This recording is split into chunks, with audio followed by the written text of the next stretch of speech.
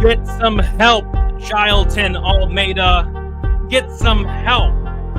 22 minutes of control time, 15 plus minutes into mount, and you forget how to throw a ground strike. Get some help, Chilton Almeida. For the love of God. What is up, everybody? Welcome to Pub Sports Radio and welcome to Stat Diggers for UFC 295. We got Alex Pereira going against Jiri Prochazka, and I'm really looking forward to this card, Weezy. This is a card that I have had circled for months now. And of course, this card has had some really big changes. It was supposed to be Stipe Miocic versus John Jones, which personally for me, that was a fight I was really looking forward to. I'm a big fan of John Jones and Stipe, but if we're going to lose that fight, we better get a good fight in return. And boy, did we ever. I mean, Sergei Pavlovich, Tom Aspinall. I don't think it gets much better than that. Those are two guys that I'm very, very high on. I know you're very high on, and they're going to go out there and they're going to try to take each other's heads off. So I'm really looking forward to this card. I think it's stacked pretty much from top to bottom, and looking forward to breaking it down here with you, Weezy, on a Sunday as always. Weezy, what is up? Are you looking forward to UFC 295 as much as I am? Yeah, definitely I am. I mean, these 12 fights are really great from top to bottom. We got some good prospects on the bottom half of the card. We've got some just ridiculously great fights on the top half of the card. I mean, Benoît Saint-Denis versus Matt Frevola is incredible. Gordon versus Madsen's going to be a really good fight. You know, the two title fights are amazing. We got the return of Mackenzie Dern here. We got Lopes versus Sabatini, an absolute grappler's delight. That should be a bit of a ding-dong. This is going to be a great card, and I'm looking forward to breaking it down with you in the chat here today on Pub Sports Radio. I'm sorry, did you say ding-dong? A bit of a ding-dong. Yeah, man. It's going to be a great fight, dude. It's going to be, like the bells are going to be ringing. These guys are going to be in the center of the cage, a bit of a Donnybrook, a bit of a brawl. It's going to be a fun one. Okay. A little bit of a ding dong. I can get down with that. Before we get started, we'll do a quick recap of last night. I do want to shout out the chat though. And by the way, if you guys have not already, be sure to like the video. We do appreciate all the likes. Subscribe to the channel. If you're watching on the replay, leave a comment. We like engaging with you guys in the comments as well. So like, comment, subscribe, all the good stuff. We got Mushroom, first one in the chat. He says he'll be in attendance. And yeah, I was actually, why is my microphone all messed up? Fixed it. But yeah, I was actually going to be in attendance as well. But my wife is about to go into labor any day now. Like it could be this week. It could be tonight. It could be tomorrow. It could be any day now, maybe next week. So I decided I was going to be a good husband and not go because missing the birth of my son wouldn't be the best idea. So I guess I'm not going. But I was really, really planning on it, but ended up not going last second. But enjoy it, Mushroom. I know a lot of people that are going. I think Lou Betch is going, Probaholic's going. So it should be a very, very fun time there. We got Elijah One in the building, Victor De Jesus.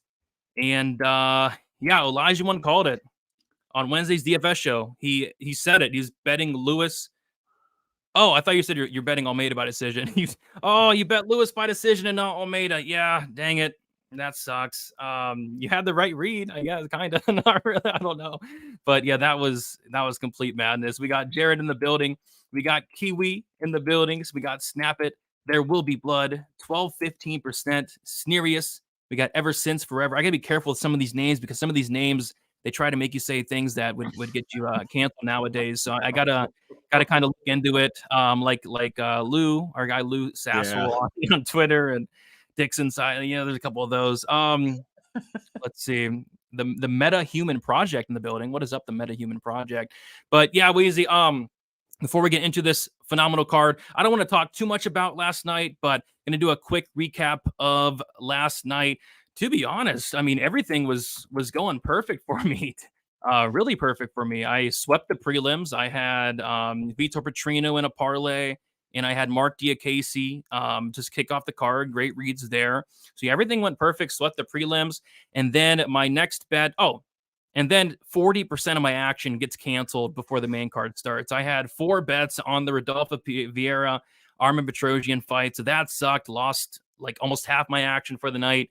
And then I had Kyle Bahayo round 2 and round 3 submission props. And I mean, come on, right? Like, Abus Magomedov was really looking for a way out. He was trying to quit.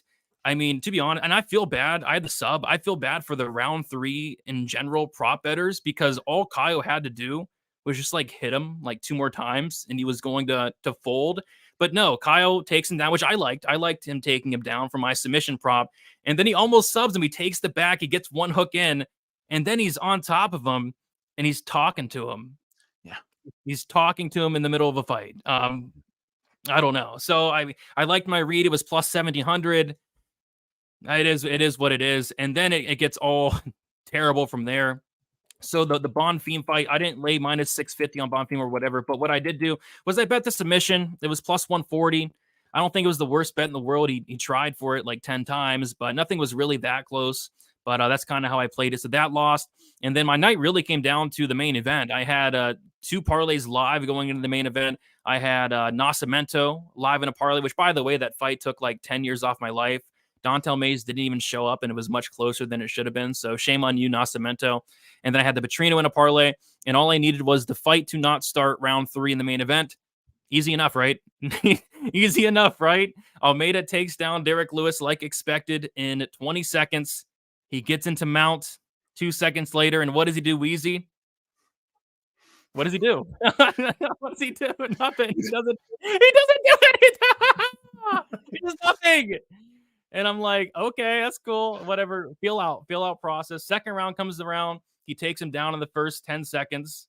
He gets in the mount. And what does he do? Nothing. Again. And it just continues. Third, fourth, and fifth round. I'm like, what's going on? I mean, Jonathan Almeida forgot how to throw a ground strike. I mean, this is a guy in Almeida who has some really good ground and pound, like the Turcali fight. Hit him so many times. He forced him to turn over. That's what you got to do. So that ruined my night. I had the fight won't start round 3. It is what it is. The parlays got me. I'm sure, Bonfim busted a lot of parlays as well. So that it wasn't a great night for parlays. I got kind of screwed there, but yeah, I was so close to a winning night. But yeah, this is a card where I'm going to be a lot heavier. Like the last month and a half, I haven't had a ton of action on a lot of these cards. A lot of spots are sticking out for this card. And lastly, Weezy, I did say, I forget which show it was. I think it might have been either Stat Diggers last week or the DFS show. I said that it was the DFS show. I said if the main event went to decision, I wouldn't show up today. So technically, I shouldn't even be here right now. So I'm just gonna dip out. So welcome to Stat Diggers with me, your host, Uncle Weezy. I will be taking over this show from now on because Brady is a man of his word. He did say he wouldn't show up, and that fight went 5 rounds. And I said on my show, Just the Tip, on Tuesday night on my YouTube channel, that when you price a fight doesn't go to decision at minus 10,000 like DraftKings did, at minus 3,000 like BetOnline did, you open the door to potential chicanery amongst the favorite, where he could just say, you know what, I could easily take Derek Lewis down in every single round and just lay on top of him and not try to finish him. Go the full 25 minutes, have some of my friends place Almeida by decision tickets, fight goes to decision tickets. Those were going off at 16-1 to 20-1, everybody. So we had a very, very interesting result. A result that the bookies were saying was 97 to 99% sure. That was the implied probability of the fight doesn't go to decision lines for these fights. So that's why Brady is now retired as a content creator. And now that's why you're stuck with only me here on Stat Diggers, Pub Sports Radio. I'm looking for a new co-host. God help me. I can't do this all on my own. I can't. I actually had a small up night last night. I was up 0.44 units. I only had 2 bets that wound up being bets. One was the over 2.5 rounds in the Mora Ruiz fight at plus 145. Wasn't even close to cashing. Pretty terrible bet. But still, Mora could have slowed down after round 1. She could have had an adrenaline dump. She could have had nerves. She didn't have any of that. She just shaved the ass of Montserrat Ruiz brutally for about 7 minutes before it was gracefully stopped by the referee. And the other one was a 2-leg parlay. Mark Diacase's money line with Uncle Weezy's ass shaving of the week, Vitor Petrino's money line. That was a plus 144 parlay, cashed it for 1 unit. So up 0.44 units on the day. Nothing that they're going to put me on the Mount Rushmore of gamblers for. But either way, we roll into this week with a 1-week winning streak and looking forward to a pay-per-view event with 12 fights, UFC 95. So anybody in the chat who wants to help their Uncle Weezy break down these fights, please help me, because that does look like I'm back. I'm back. Oh, right. Yes. Thank you. My back. God, man. I felt bad. I didn't even tell you I was going to dip out before this show. Surprise. Oh my gosh. Yeah, so at least it was a small up night for me, Brady. But yeah, I mean, like that was a wild event, dude. I mean, like canceled fights, weight misses, some strange results, and then that main event was like, come on, man, 97 and 99% that fight finishes inside the distance and it cruises the full 25. For anybody that wants to see that clip of me basically predicting exactly what happened in that main event, at MMA Weezy on Twitter. I clipped it. I put it on Twitter. Check it out. I basically predicted exactly what happened in the main event, but I did not profit from it because you would have had to have been crazy to bet fight goes to decision for Luis Almeida. Yeah, and on the flip side, I was in your chat on Wednesday, and I was like, or Tuesday, and I jokingly said 5 units on the fight doesn't go to decision, minus 3,000 to win 0.16 units.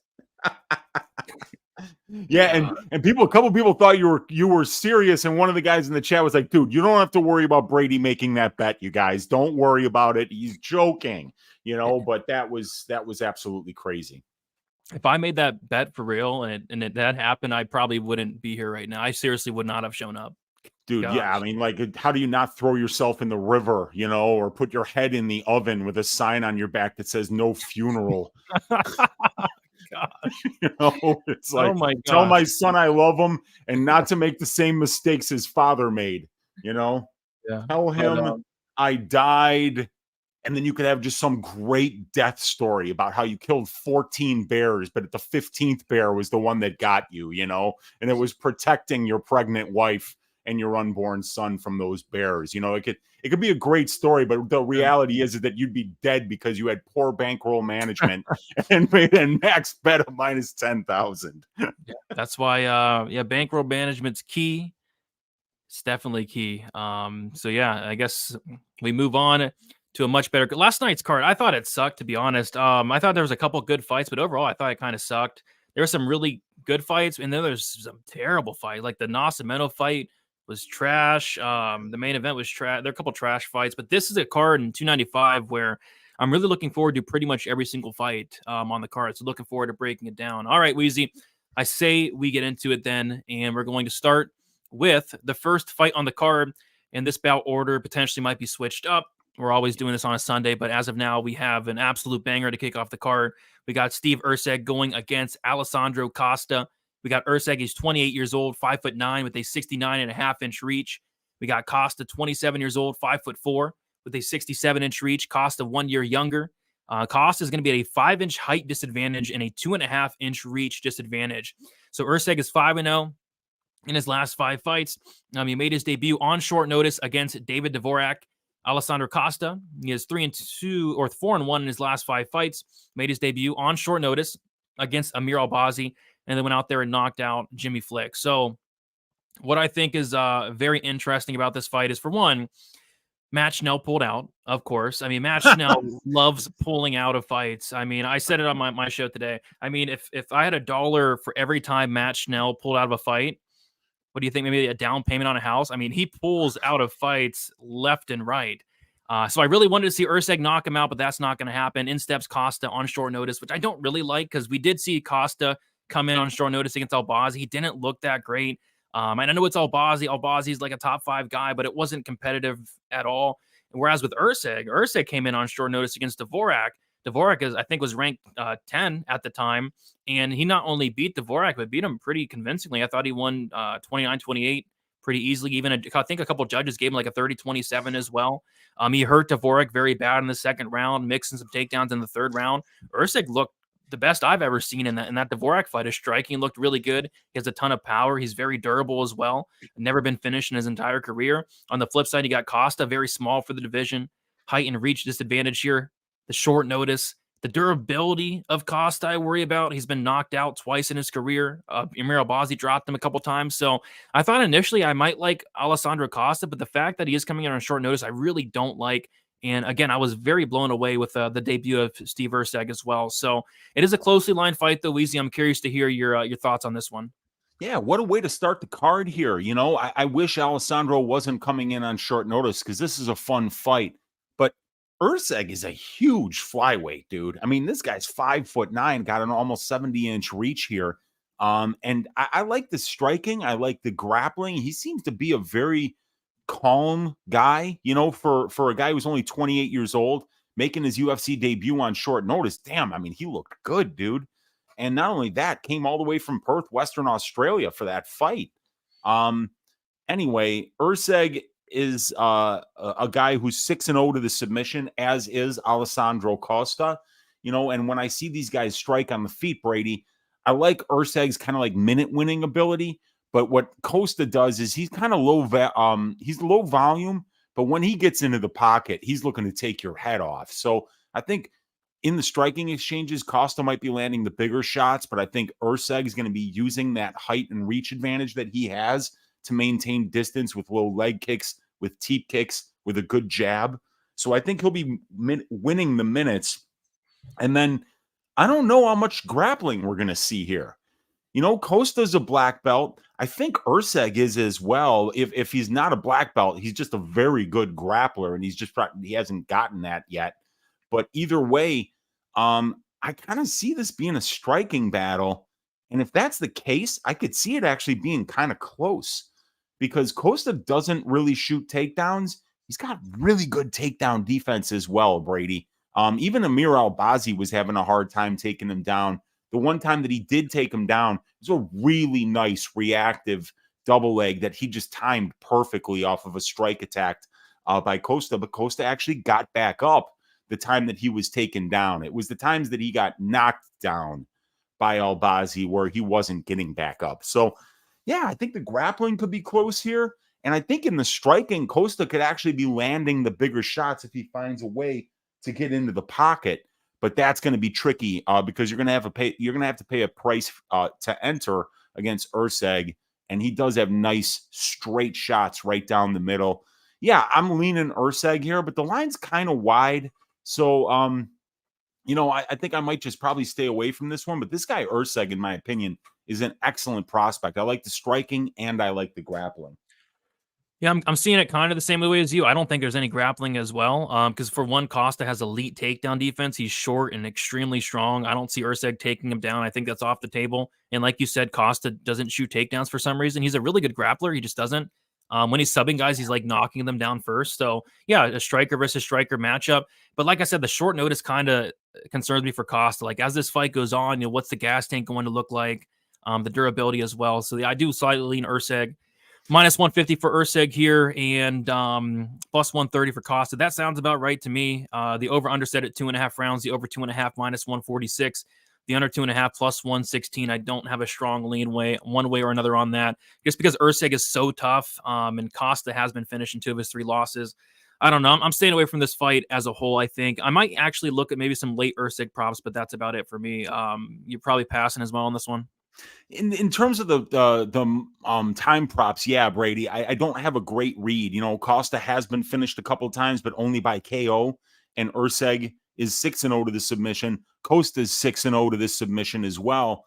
It's just that neither one of these guys are really knockout, especially Erceg, only 1 win by KO. So yeah, I'll probably just stay away from the time props. And I don't think I'd get to an Erceg money line bet unless a good chunk of money came in on Costa.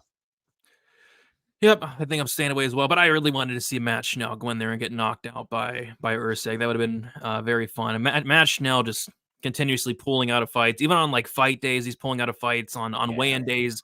I mean, Matt Schnell. If anybody needs help, I think it's him. Dude, if you take a fight against Matt Schnell, that's just a bad move as a fighter. You're gonna get a replacement opponent, or you're going to train for a full camp, show up on fight week, and then they're not going to have a fight for you. So, you know, just like Ray Borg got kicked out of the UFC for not being able to make weight, not showing up for fights, you know, Matt Schnell is going down that exact same road, and it's not going to end well for him. Yeah, I mean it's ridiculous. I mean, Erceg was supposed to fight Matt Schnell. Matt Schnell pulls out, and Dvorak was supposed to fight Matt Schnell as well. And Matt Schnell even pulled out against Dvorak, which is very interesting. But yeah, I think it's a solid fight here. I think it's a solid replacement. I think it's going to be a very fun fight to kick off the card nonetheless. All right. Moving on, we got Denis Buzukja going against Jamal Emmers. We got Buzukja. He's 26 years old, 5'9", with a 70-inch reach. Jamal Emmers, 34 years old, 5'10", with a 74-inch reach. We have Buzukja, who is 8 years younger, 1-inch height disadvantage and a 4-inch reach disadvantage. We got Buzukja is 4-1 in his last 5 fights. He did fight on the Contender Series a couple years ago against Melsik Bagdasaryan and lost that fight by decision. Made his debut on short notice against Sean Woodson, lost that fight by decision. Jamal Emmers, he is 2-3 in his last 5 fights. Lost to Giga Chikadze by decision. Decision win against Vince Cachero. Submission loss to Pat Sabatini. A decision win against that fraud bum, Hussein Ashtabab, who I think is in jail now. And then Jack Jenkins, decision win that the refs or the judges got it wrong, and they called it a loss. All right. This is one of those fights, Weezy, where we know Jamal Emmers at this point. Emmers is a lot more talented than that, 19-7 record indicates. He is very good. He's very good everywhere. He is getting up there. He's 34 years old at this point, but his striking is really good. Very fast hands, some solid leg kicks as well. He has really good wrestling, both offensively and defensively. His takedown defense is elite. He's going to be able to dictate where a lot of fights take place. His cardio is good. He has some solid power. He has really good grappling. I mean, he's good everywhere. The problem with Jamal Emmers is his fight IQ, and always has been his fight IQ, his game planning, his just mistakes he makes in the cage. I mean, he makes a lot of mistakes in there. He's one of those guys where you want him to strike, and he's going to go out there and wrestle. And you want him to wrestle, he's going to go out there and strike. You know, most notably was that Giga fight where he could have easily won that fight. And quite frankly, that fight was still very close and could have went either way. But he didn't try to take down Giga until like the late second round. And once he did, he had success. He got him down easy and even won the third round out striking Giga. But it was, you know, a little bit too late at that point. But this is a fight where Emmers is, in my opinion, better everywhere. He's the much better striker. It's not even close. He's the better wrestler. He's the better grappler. I'm just not sure how Buzukja wins this fight outside of Emmers beating himself. I think Emmers is going to have to beat himself. Emmers is the biggest favorite on the card, which is terrifying to even say. But yeah, he's the biggest favorite on the card. But after looking into it, I agree. You know, how's Buzukja going to win this fight? He's going to outstrike Emmers? I don't think so. Is he going to take down Emmers? I really don't think so.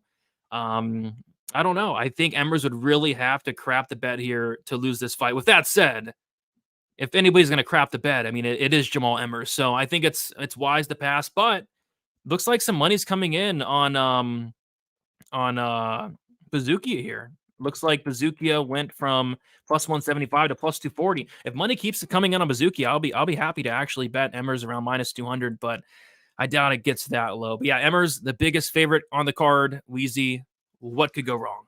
Dude, what could possibly go wrong? You know, you know what the problem with all these stats that you see on the screen is, Brady? It doesn't show stunts pulled. Yes. There's no, you know, and like that stunts pulled, you know, stat should be like 10 times bigger than every other stat on this page. But I don't have a stunts pulled category here. But you look at Jamal Emmers and you look at literally every damn category that we judge a fighter by.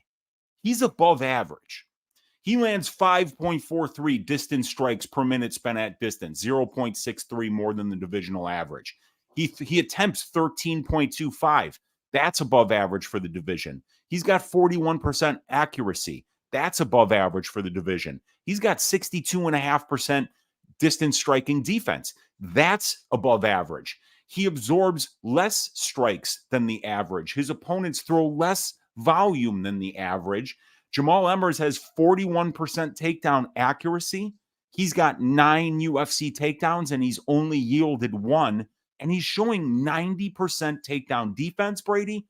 and he's controlling almost 90% of the control time positions. Jamal is a plus athlete. He's taller than average for the division. He's got an above average reach for the division. He's got 12 more professional fights, 130 more minutes in the pro cage, 6 more years as a pro fighter does Jamal, 4 more UFC level fights, 45 more minutes in the octagon. He's actually got a better finish rate than Bazookia. He's the better striker. He's the better wrestler. I don't think he necessarily has better Brazilian jiu-jitsu than Bazookia does, but I mean, you look at all the numbers, and you're like, this is a guy who's got all the tools.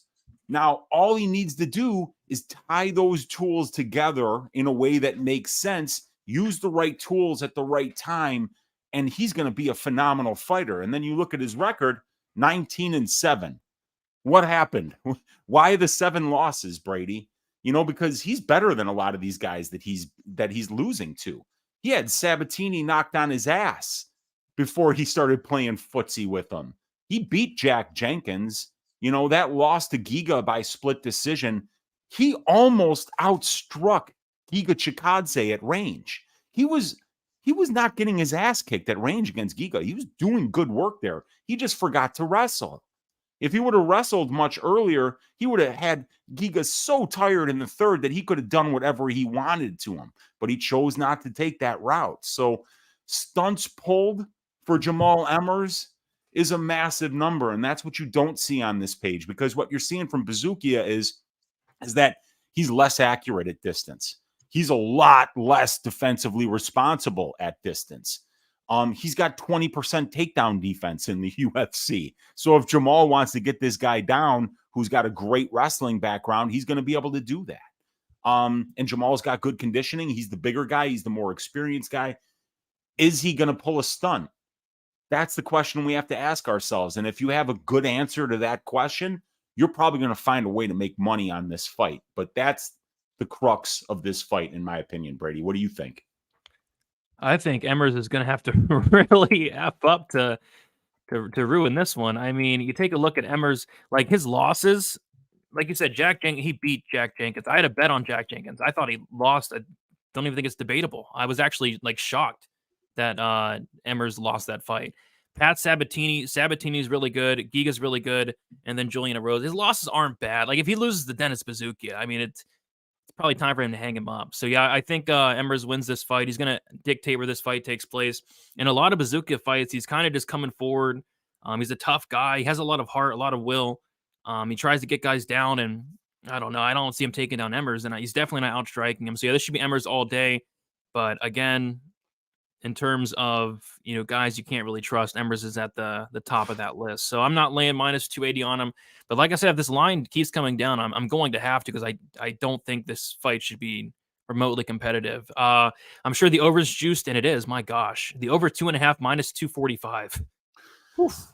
Yeah, and Emmers hasn't finished anyone at the UFC level. Both of these guys have got Emmers has got just barely above a 50% finish rate, but he hasn't finished anyone in the UFC. And Bazookia has never been finished. So yeah, it's going to be a juiced over for this one for sure, just based on the numbers for these guys. If you got one guy who's 70% implied to win the fight, and he's fighting a guy that's never been finished, and the guy who's the favorite doesn't finish fights, then that's going to give you a big plus money number on the under and a juiced over.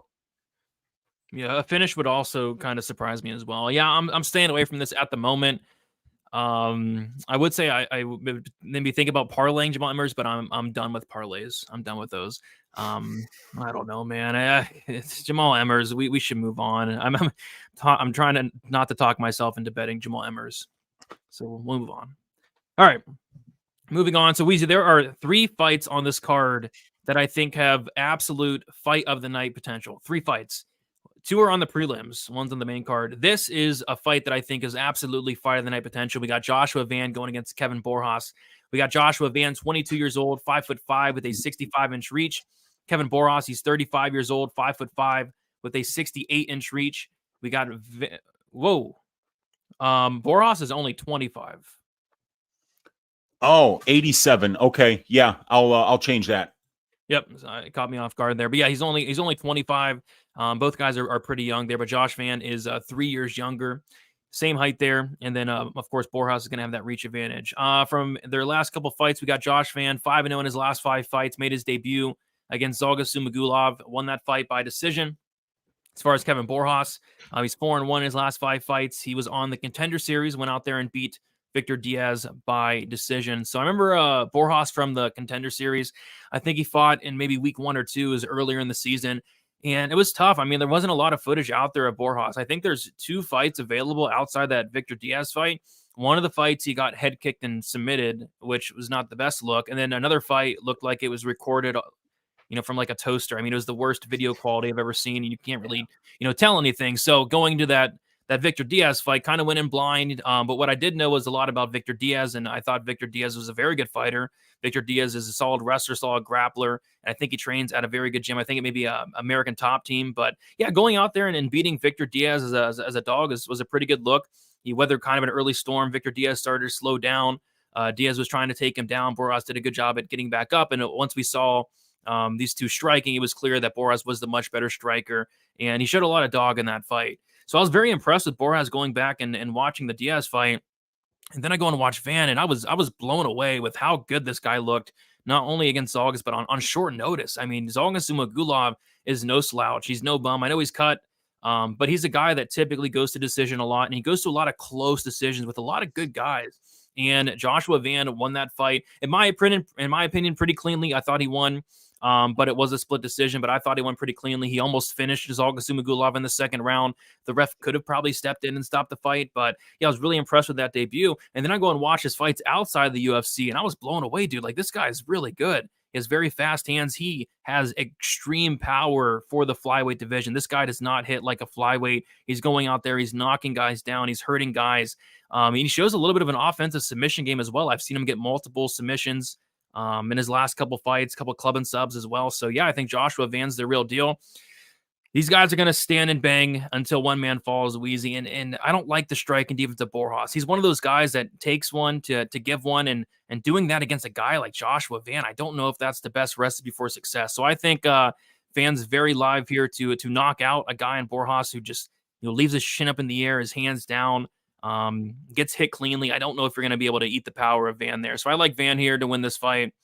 And I'm assuming he's a pretty big favorite as well. Yeah, he's a decent size here, minus 225. Weezy, what are your thoughts on this banger? Yeah, this is such a good fight. I mean, 22 years old, Josh Van, the pro career has only lasted 2 years, Brady, but he's got 9 fights already. Fury FC champion. He won that belt and defended it a time or two, if I'm not mistaken. So this guy, Van, is a very good young prospect. Big time volume. Great conditioning, a lot of combinations. And when you watch his fights, dude, him and his opponent, they're standing on a napkin. You could put both opponents' toes on the same napkin. Van does not like being all the way out. When the fights are at distance striking range, Van gets all the way into the pocket, and he's perfectly comfortable being there. That's a very rare thing for a young man or for any fighter to be that comfortable, that close to their opponent. But Van really thrives there. He's fast. He throws a ton of volume, and he moves his head well, so he can be pretty good defensively as well. Showing 64% striking defense against a veteran like Zhalgas Zhumagulov isn't that bad. And he's the one who was throwing a lot less volume in that fight, as Zhalgas was attempting over 20 distance strikes per minute, while it was a little bit less than 16 for Josh, but Josh still outlanded his opponent because he had 49% accuracy. Like I say, this dude is all the way in the pocket. So when he swings, it's landing. And he's showing 64% distance striking defense. Like I say, love everything about this guy at only 22 years of age. Myanmar, stand up. Fury FC, stand up. This guy, Josh Van, looks like he's on a trajectory to be a real star. And Borjas, what a fun fight that was in DWCS, as his opponent just kind of clung to him for the full 15 minutes. But whenever Borjas got room, he was landing all the big shots there. And it was clear that even though Borjas was a lot less experienced and a lot less well-rounded than Diaz, that Diaz was terrified to stand a distance with that dude. And he did everything in his power to make sure that there was no distance striking exchanges in that fight, which is a testament to how dangerous Kevin is when you just stand in the middle of the cage with him. So this is going to be a fun fight, man. I mean, I thought I was being slick, Brady, because I bet the under in the Van Zhumagulov fight. I got like plus 160 or something like that, or maybe even plus 180 for that under 2.5 rounds there. And it was close to hitting. And I remember saying to myself, man, I'm gonna watch out for a nice plus money under again. Boy, was I wrong, man. I mean, like now they moved it to 1.5 rounds, and it was actually like plus 140 or something like that for the under 1.5. I mean, that's crazy for a flyweight fight. So even though I do see this being a violent fight, I see these guys standing in the middle of the cage. Maybe Josh Van will wrestle. Maybe he'll grapple a little bit. He can do that. We're more likely to see that from Van than we are from Borjas. I can tell you that. But I really do think that Josh is going to probably want to do the same thing that Borjas does. And that's just stand in the middle and try to get a bonus in this fight. These guys are going to swing. I can't wait for this fight. Potential fight of the night right here. And I'm picking Joshua Van. And I think he gets a finish maybe around the second round. Yep, I think he gets a finish as well. Another thing you got to look out for is, the one time Borjas was finished, it was a head kick, and that hurt him, and he got submitted shortly after. Van has a nice head kick. Like, Van kicked Zalgis's head. I don't know how Zalgis ate it. I don't know what Zalgis's head's made out of, but Van landed a nice head kick against Zalgis, and I think that head kick's going to be there because, like I said, Borjas does not have any strike at defense. I mean, he eats one to give one, and I don't know. Van's power is no joke. So, yeah, I'm with you. With you on Van, not at minus 225. I don't really love that, but I kind of like violence. But yeah, you're right. They set it to 1.5. The over actually got smashed, like obliterated. The over 1.5 is now minus 235, and the under 1.5 is now plus 195, which makes sense. But I would kind of lean towards the under, but I would like 2.5. I mean, at the end of the day, this is a flyweight fight, so I'll look out for the alternative 2.5. And I'll probably be looking at that because these guys are going to stand and bang until one man falls. Yeah, it's going to be such a good fight, dude. I mean, you and I had the exact same read before we even talked, in the DMs about how great of a fight that was going to be. It was actually the first one I taped because I was like, ooh, Van Borjas, this is going to be a fun one. And I usually like to pick those fun fights to tape first, Yeah, I told you, I was like, this is my pick for fight of the night. And then I taped another fight. I'm like, okay, this is my pick for fight of the night. So I changed it up. But like I said, I think there's 3 like serious fight of the night contenders. This is being the first one of them. All right. And by the way, we don't want any fake news in the chat. I mean, this guy needs some shame. I saw this earlier saying that I don't even see it anymore. Somebody said in the chat that the Loopy fight is off. The Loopy fight is on. I confirmed it's on. And there will be no fake news in the chat. And then, yeah, Rebecca was supposed to fight the alley of Rebecca. I was hoping, Rebecca's going to get an opponent, but I don't think he will at this point. I was wondering what Terrence McKinney was doing. I think that Terrence McKinney versus Rebecca would have been fun, but I don't know. Maybe Rebecca gets opponent. They'll probably do it on Tuesday after all my content's out, like always. So, it'll be announced during Just the Tip on Tuesday night, like most replacement fights are. I feel like it's like every week you start your show, I'm like, this guy's coming in, and you're like, what are you gonna do? I know. I'm just so used to it by now. It's like, okay, I'm going live in an hour, and they're bringing in a guy named Kanan Krzyzewski. Like, come on, man, I don't have time for this right now. Exactly. All right, Weezy. We'll move on to a fight that really confuses me here, to be honest. We got John Castaneda going against Kung Ho Kong. We got Castaneda, 31 years old, 5'6" with a 71-inch reach. Kung Ho Kong, 36 years old, 5'9" with a 73-inch reach. We got Castaneda, 5 years younger, 3-inch height disadvantage and a 2-inch reach disadvantage. Castaneda is 3-2 in his last 5 fights. He had a decision loss against Nathaniel Wood, knockout win against the very durable Eddie Wineland, a submission win against Miles Johns, a knockout loss to Daniel Santos, and then a decision win against Muin Gafurov. As far as Kung Ho Kong, he had a decision win against Brandon Davis, a decision win against Ping Wang Liu, a decision loss against Ronnie Yaya, a decision win against Sanat Bakary, and then a decision win against Christian Quinones. Yeah, I don't have the best read on this fight. Kung Ho Kong, though, what I'll say is this guy's 36 years old, and this guy's striking's looking like better than ever. I'm not sure what's going on with Kung Ho Kong, but that Dana Bakary fight, he was a dog in that fight. I was not expecting him to go strike for strike with a guy like Dana and actually outstrike him. Like Kung Ho Kong striking looked much improved at 36. It makes no sense, but yeah, he looked really good. And then against Quinones, his striking looked really good as well. He actually hurts Quinones, drops him, and then submits him shortly after. So I think Kung Ho Kong's kind of making improvements late in his career. Obviously, his base is jiu-jitsu. He's a BJJ black belt. And what I like about Kong, he's very tough, very durable, never finished inside the UFC, and he's been in the UFC for 10 years. But he is 36 years old at this point. He's taken on the younger John Castaneda. And I'm not really sure how this fight plays out. I feel like it primarily does play out on the feet. I guess Castaneda might be able to get some takedowns here, but I don't really see him holding down Kung Ho Kong. So yeah, I think it's probably going to play out a lot in the striking realm. I don't know. It feels like a close fight to me. Weezy, do you have a strong lean one way or another on this one? No, I think these guys are phenomenally well matched. I mean, if you're on that Castaneda side, you definitely like the youth. You know, he's 4 years younger than this guy.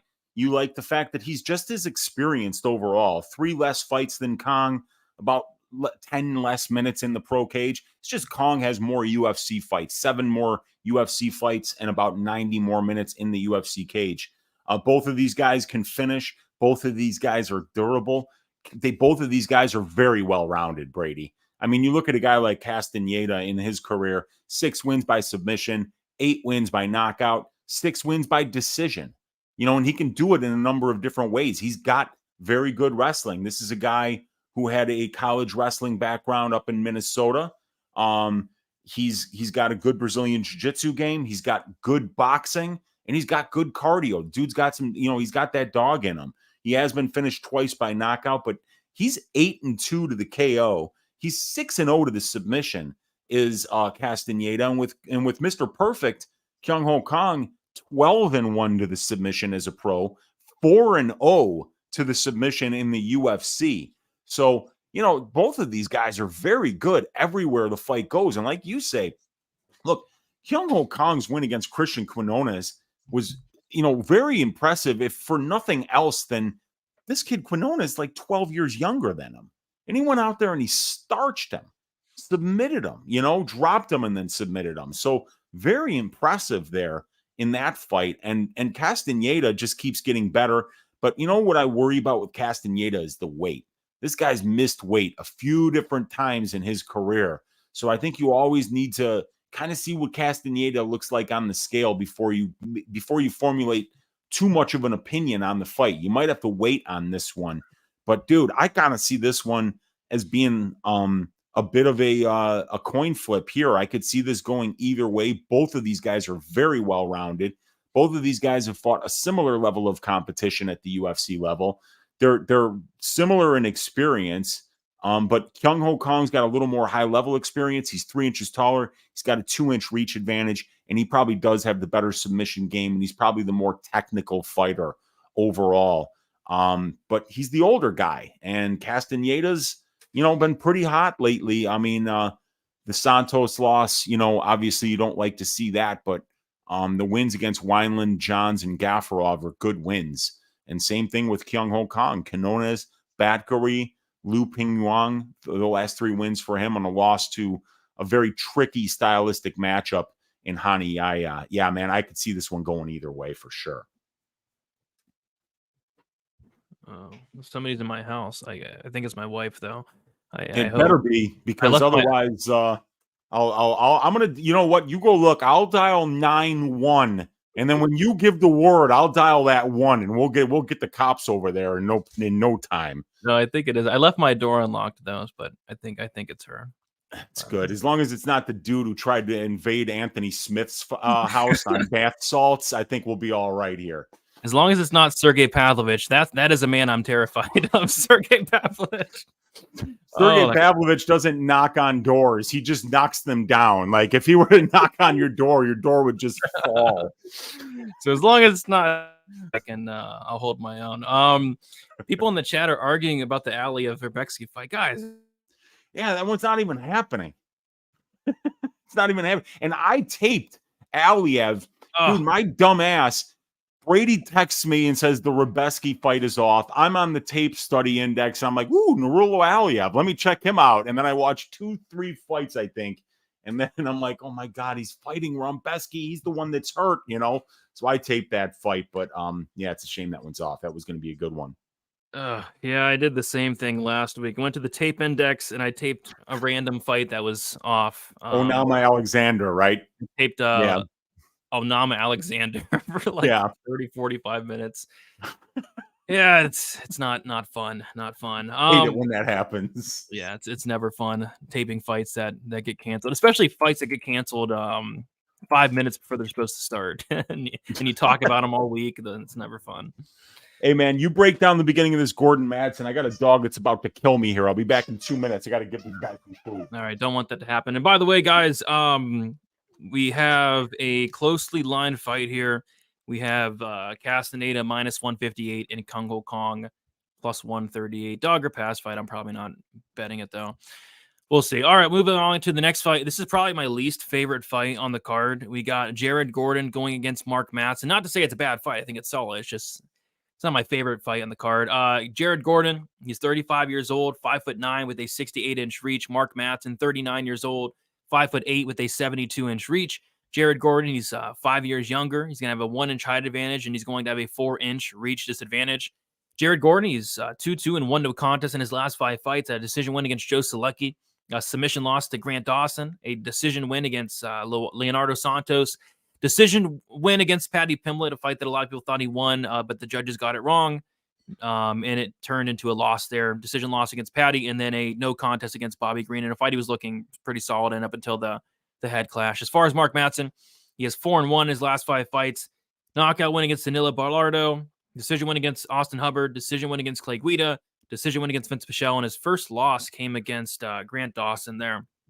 So, yeah, like I said, I'm not really looking forward to this fight too much. Mark Madsen just turned 39 recently. He's almost 40. And Mark Madsen was training at Fight Ready for a couple fights, but I'm not sure he's there anymore. I was checking his Instagram, and I haven't seen him at Fight Ready. So I'm not sure if he's with Fight Ready still or not. But if not, I really don't like that.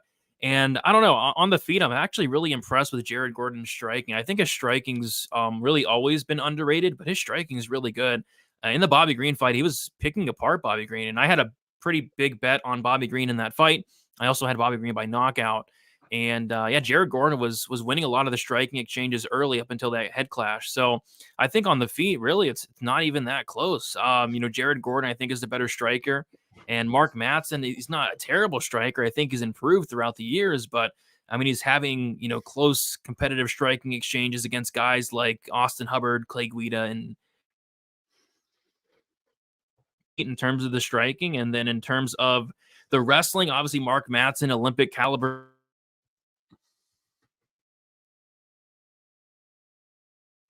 energy. We've seen Mark Madsen slow down as the fight goes on when he implements that style, and lately we've seen a more smart Mark Madsen, a Mark Madsen that kind of takes his time a lot more, and I don't know if he's gonna be able to do that here against Jared Gordon. I feel like he's gonna fall behind a little bit in the striking, so I feel like for Mark Madsen to win this fight, he's probably gonna have to make it look like that Austin Hubbard fight where he sells out for the takedowns, he gets them, and then kind of maybe hold on late. But yeah, I like Jared Gordon here, but it looks like money's like pouring in on Jared Gordon as we speak, so I don't know.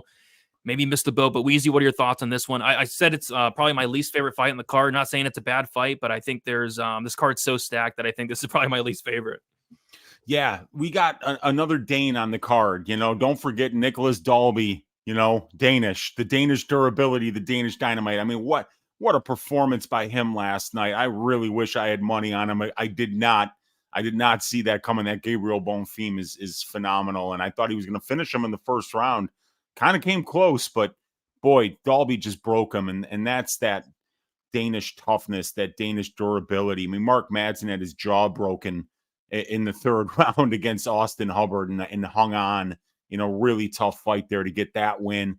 He's got a lot of wins in a row, man. He lost to Grant Dawson, but beating Pichel, beating Guida, beating Hubbard, those are good wins. And we know what Mark's good at. He's a Greco-Roman wrestler. He's not a freestyle wrestler, a folk style wrestler. So, you really don't see Mark going out there looking for those double legs or single legs. He's trying to get into the clinch with you And then because he's such a strong human being, he's going to, you know, kind of muscle you and bear hug you in the clinch and then find throws, trips, that kind of stuff to get you to the ground. And Jared Gordon, a little bit more of a freestyle wrestling type of guy, you know, 20 of 50 on his takedowns. Both of these guys win a lot of minutes on the ground, but if you look at the numbers for Gordon, it's actually better for Gordon. You know, he controls his opponents 38% of the time, only allows 13% control time, while for Madsen, it's about 26% control time, but he allows almost 18 because he fought Grant Dawson, who just absolutely suffocated him. And that's what we saw there in the Madsen fight, was that, yeah, he is susceptible to freestyle wrestling. He is susceptible to getting out grappled by people who have a different style than him. And Jared Gordon does have a different style than him. And then what you see in those distance striking numbers, Brady, is pretty compelling, because, you know, Gordon is throwing about 4 more distance strike attempts per minute than Mark Madsen is. He's landing about 3 more strikes per minute than Madsen is at distance. He's 10% more accurate, and he's 7% more defensively responsible, and he gets more control time.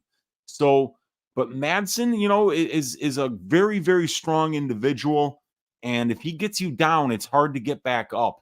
So I could see both of these guys having success. I think it's a fairly close fight here, though.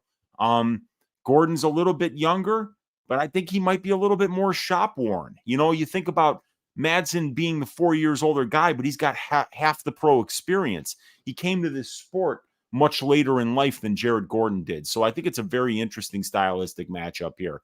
But everything on paper that I'm seeing here in the numbers is leaning me towards that Gordon side of being that better minute winner.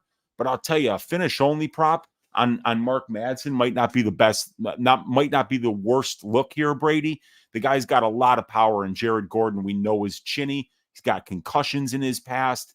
You know, we could see Madsen maybe catching him with something big. So I think a finish only on Madsen might be a decent look this week.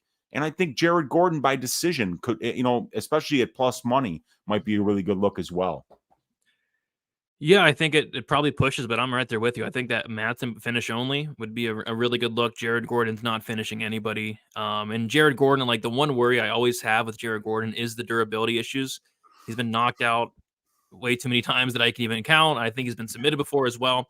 And like you said, Mark Madsen, next level tough. Yeah, this money line got obliterated. I was looking at it earlier. Jared Gordon's like minus 140. Now he's almost minus 180. So yeah, somebody's on him. A couple people might be on him. And like you said, I think there's a lot of reasons to like him, but looks like I missed the boat. I don't know if I was going to bet it anyway, but if I was going to bet it, I definitely missed the boat. Minus 140, I didn't think was terrible. Minus 180, I don't know. Maybe the decision prop at plus money might be a better way to attack it. But yeah, minus 170 looks to be the best price. And a couple of these lines today, like I was looking at the lines this morning. I woke up at like 9 for some reason.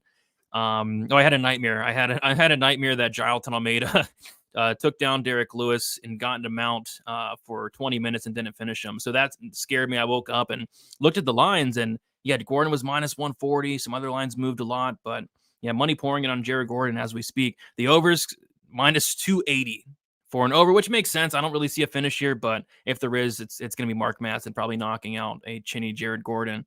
I don't know. I'm not a big fan of this fight. Weezy, anything you're going to take a look at from a betting perspective? You said maybe the decision only or finish only, but I bet they're going to be crap prices, at least on Bet Online. Yeah, when the totals opened, I was like, "Ooh, let's find a nice over here." Yeah, no, man. What was it? Minus 280 or something like that for the over 2.5. It's crazy. So, it almost made me want to take the under and hope for a Madsen finish, or hope that somebody slips on a banana peel, but I don't think I'm going to get there either.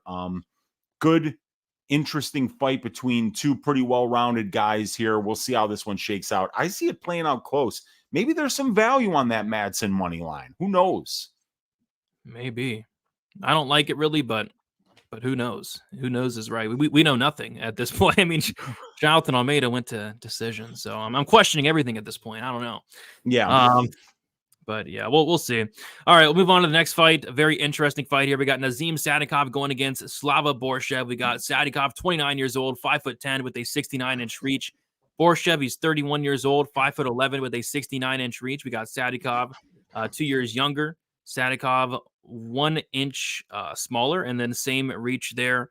And then, of course, Borshev is the better dancer. So Sadikov is 5-0 in his last 5 fights. He made his debut against Evan Elder, won that fight due to a cut stoppage.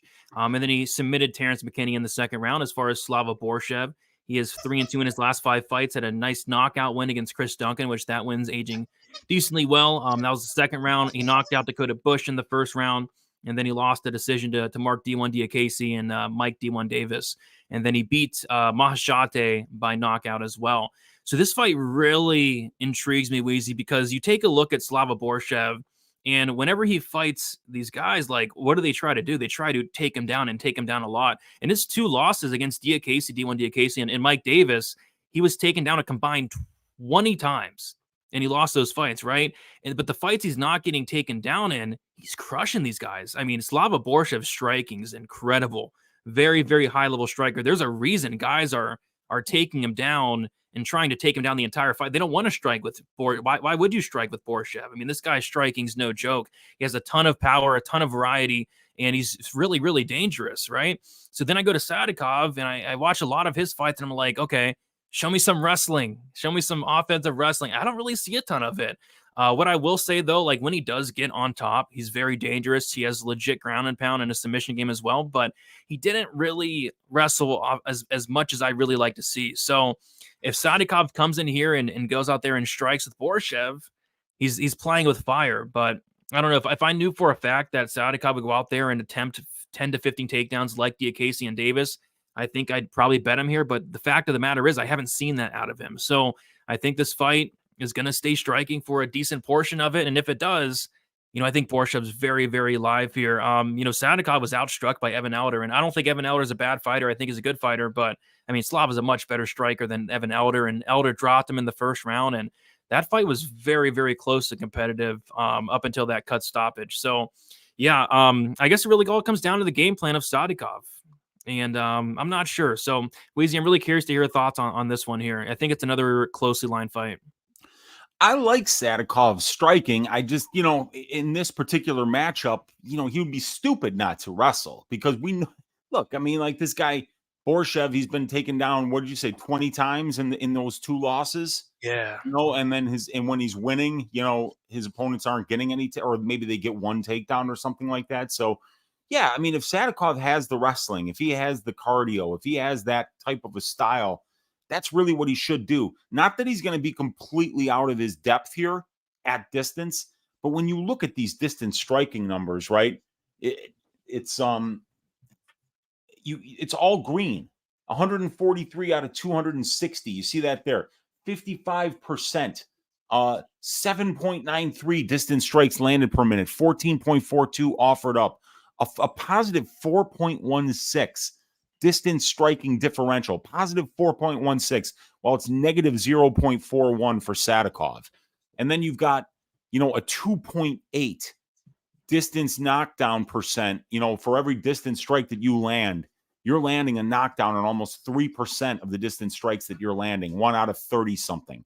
So, this guy's very dangerous. You just don't want to be at distance with him for too long.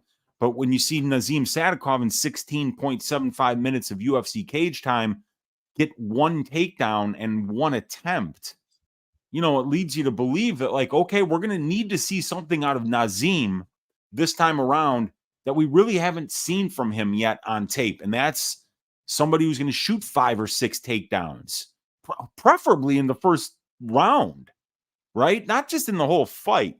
But, you got to shoot for those takedowns. You got to commit to those shots. You got to get in on the hips of your opponent and get him to the ground. Make him fight the fight that he's not as comfortable fighting. So I think Sadikov's got a path here. And we know that he's a well-coached fighter, Brady. I mean, this guy's over there at Longo Weidman. Got one of the top coaches in the history of this game in his corner. And you see him on all the old footage, and he's got guys like Frevola in his corner, Aljo Sterling. This guy's always got top-level training partners and guys in his corner here that are going to be, people that can give him good looks against an opponent like Borshev. So I think Sadikov's the more well-rounded guy here. Both of these guys are young. But I just like Sadikov's skill set better overall. So I think he's got more ways to win this fight. I think he does as well, and I'd agree. He has a path in this fight, but to be honest, like everybody has a path against Port. I mean, a gust of wind could take this guy down. It's just, will he use that path? I watched a good amount of fights. I don't think I've saw Sadikov really shoot a ton of takedowns. So I actually like the dog here, but this line got hit. I was looking at it earlier. It's like plus 130 something. It got down to plus 105 for Borshev. It's back to plus 115. I might still take the shot. And I also like the under as well. I'm not sure what it's at. Oh gosh. Minus 170. So that got hit as well. I think it's a violent fight. I think Borshev can obviously knock out Sadikov, and I think Sadikov can knock out Borshev. And I think if Sadikov does take down Borshev, he could finish the fight as well. So I like violence, but I don't like it at minus 170. And I probably will be betting that Borshev money line. And I see like plus 125 best price tag, just because I can't trust Sadikov to go out there and fight a game plan I just haven't seen out of him. So that's kind of how I'm looking at it. But regardless, this fight should be an absolute banger. Yeah, fun fight. It's good to see Borshev get an opponent that could allow Slava to get the kind of fight that people want to see him fighting. We don't want to see Borshev fighting guys that are going to attempt 20 takedowns. It's not going to be as fun to see this guy do what he does very well. So it's going to be up to the matchmakers to get Borshev more fights like this, because I think that this guy's really fun to watch. And if you give him guys you really got to think about how good this striking is.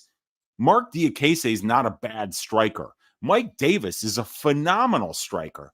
Neither one of those guys wanted anything to do with this guy at distance striking range, So they used the other part of their skill set to avoid this guy's striking. If Nazim does that and does that well, I think he'll be worth that minus 130 that we're looking at him right now, minus 135-ish. Yep.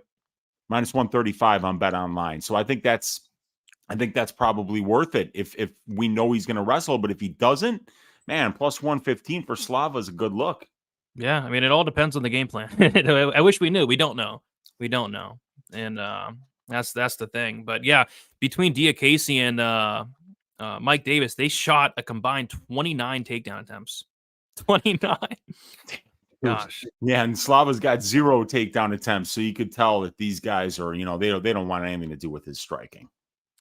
Yeah, so very interesting stylistic matchup there on that one. Moving on, we have the Simp Fight of the Week. Get your Appletinis ready to go.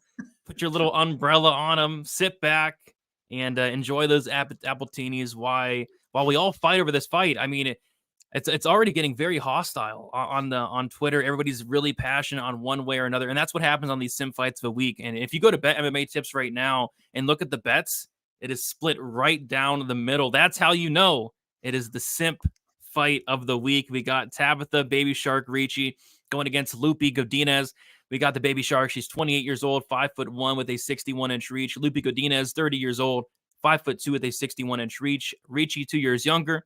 Godinez with a 1-inch height advantage. Same reach there. Tabatha Ricci, she is 4-1 in her last 5 fights. Knockout loss against Manon Fiorot.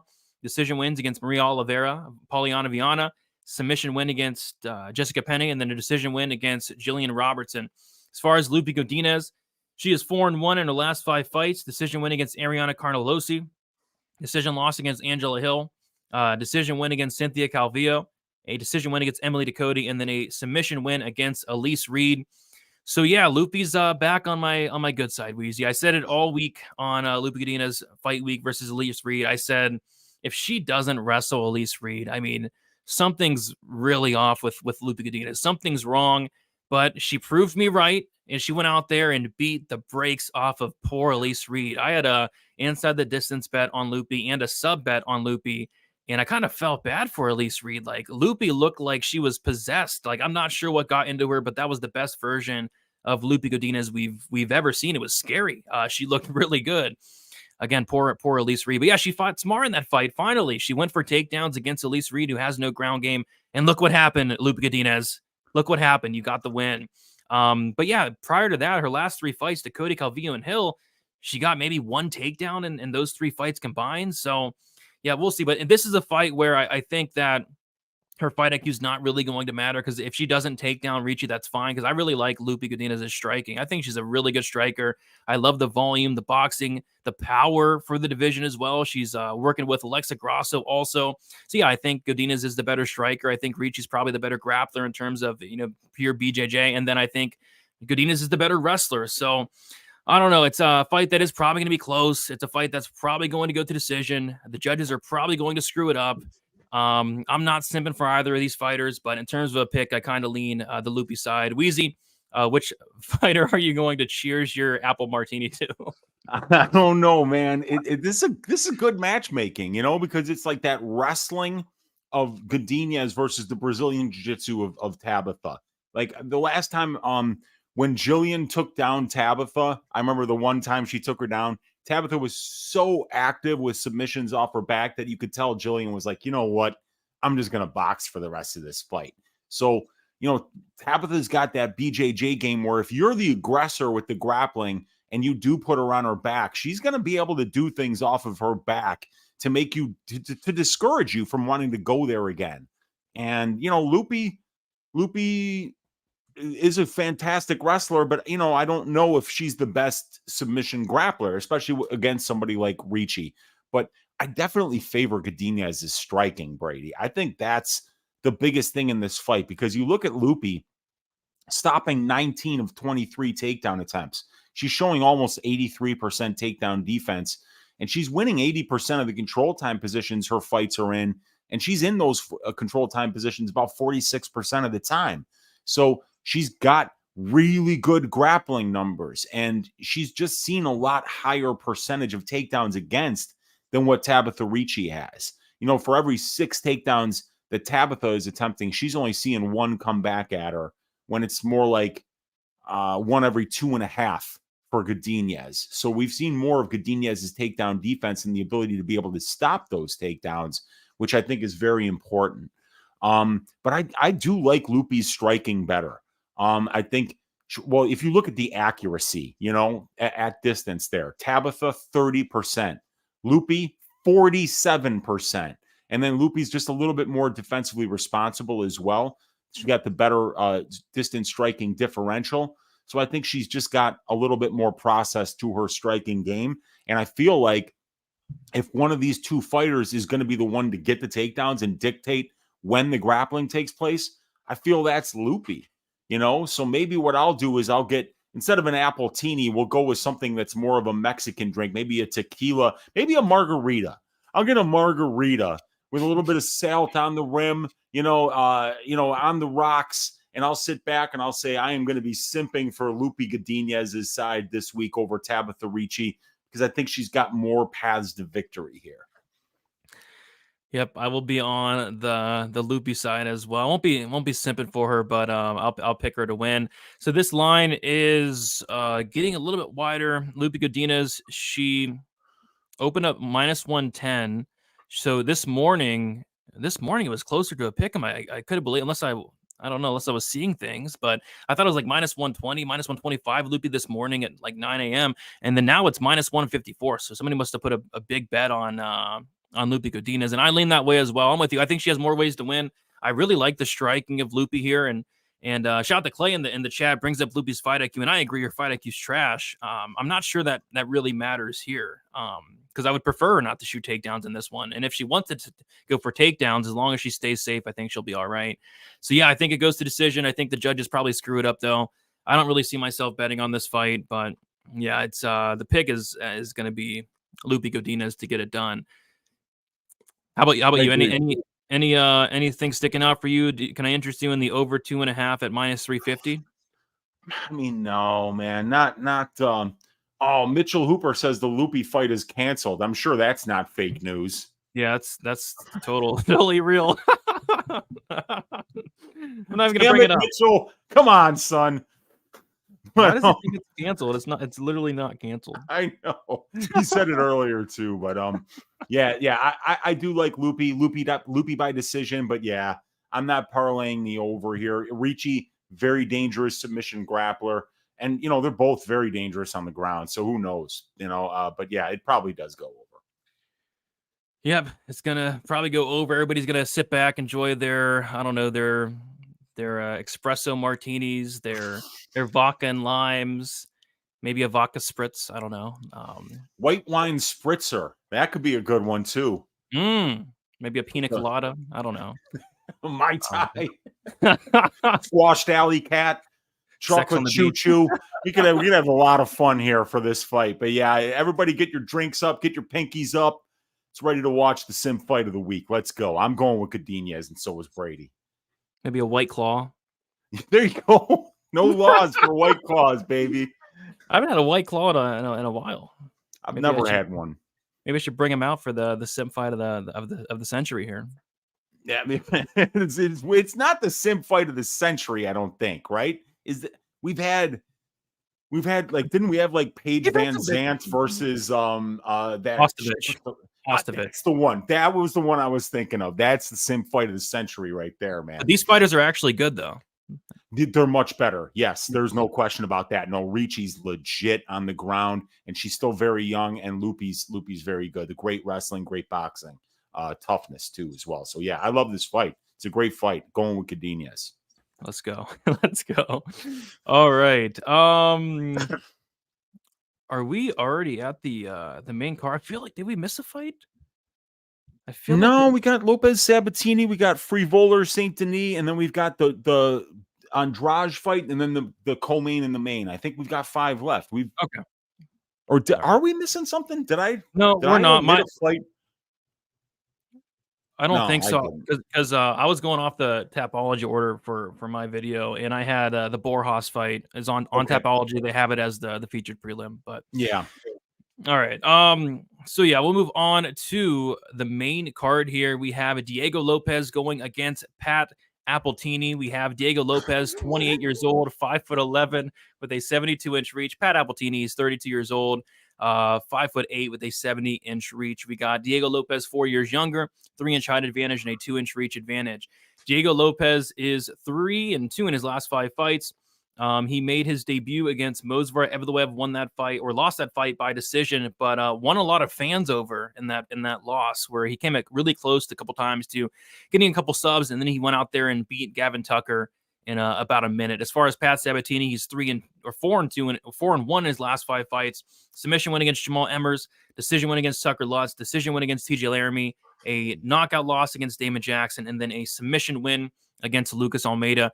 I think this is one of the more intriguing fights on the card here because we have Diego Lopes, who's, I don't know, this guy's just a wild card. He's a guy that I think he's making like rapid improvements. I went and watched his fights after the Brito fight, and some of these performances, I mean, his striking's looking better than ever. He's training at like the same gym as like Loopy and Grasso, and yeah, his striking's looking much better. He has a ton of power. He's one of those guys that's willing to eat one to give one, but he's like impossible to knock out. And then he has that submission game as well. He's really dangerous wherever the fight goes. And in this fight, you know, Pat Sabatini is going to have a clear path here. That path is going to be taking the fight down to the mat and controlling Diego Lopes across 3 rounds, right? But on the feet, you know, I really worry about Pat Sabatini. I don't think he has the best durability. He got dropped in 30 seconds against Jamal Emmers. He got dropped in like 30 seconds against Damon Jackson and knocked out in the first round against Damon Jackson, which, you know, Damon Jackson, and he's okay, but he's not really knocking anybody out in the first round. So on the feet, I do worry about Diego Lopes maybe landing something big. And then on the mat, Pat Sabatini, he is a black belt, Renzo Gracie Philly black belt. He's going to have to be fending off a lot of submission attempts across 15 minutes. I think for Pat Sabatini to win this fight, he's going to fight a perfect game plan for the full 15 minutes. But Diego Lopes is going to be live. He's going to be live from minute 1 to minute 14 and a half. So I think it's a very, very intriguing matchup here. Weezy, how do you feel about this one? You know, I'm feeling like the stats have failed us again, but it's UFC stats who has failed us. Definitely not your Uncle Weezy. You know that Pat Sabatini is not credited with being knocked down at all in the UFC? Really? Not even against Emmers? Yeah, they didn't credit Emmers with a knockdown, and they didn't credit Damon Jackson with a knockdown, which I feel kind of like I kind of feel like Jackson knocked him down, but then kind of shot in on a double leg as Sabatini was falling on his ass. So I think they gave him the takedown instead of the knockdown. And yeah, they didn't credit Emmers with one either, you know. So that's kind of weird. But we know what these guys are good at, right? I mean, they're both phenomenal grapplers, and I see a path here for Sabatini to get takedowns and stay safe on top, very much like what we saw Brito do to Lopes. And Sabatini is a grappler of the highest order. So if there's anybody who can pass that test, who can stay safe in a guard like Diego Lopes, I think it's Pat Sabatini, whose grappling credentials are really phenomenal. He doesn't want to strike with this guy because I love archetypes of fighters like Lopes who know what their strengths are, when they know when they're just a phenomenal grappler. And when you're a phenomenal grappler, you need to have a very specific style when you're on the feet, in my opinion. You need to pressure, you need to throw with reckless abandon, you need to make your opponent initiate the grappling exchanges to get it where you want, to get the fight where you want it to be. And it allows you to be the more aggressive fighter when you're standing up. That looks good to the judges. You can swing for the fences, try to get knockouts, and you can kind of like start the brawl where when the brawl starts, you're the more opportunistic finisher. So I like what I see out of Lopes. I mean, he's very aggressive on the feet, and that's going to be great against an opponent like Sabatini. And he's very aggressive on the mat, whether he's on top or whether he's on bottom. His Brazilian jiu-jitsu is very opportunistic and very dangerous and very aggressive. So I think that this is another phenomenal, like the matchmakers have been doing great work lately, dude. Great work. We've been seeing a lot of these fights. A lot of them get canceled the week of the fight, right? We lost a couple of this week as well, like the Petrosi and Vieira fight, But this is a great one because I think that there's a path for Sabatini here. There's a path for Lopes.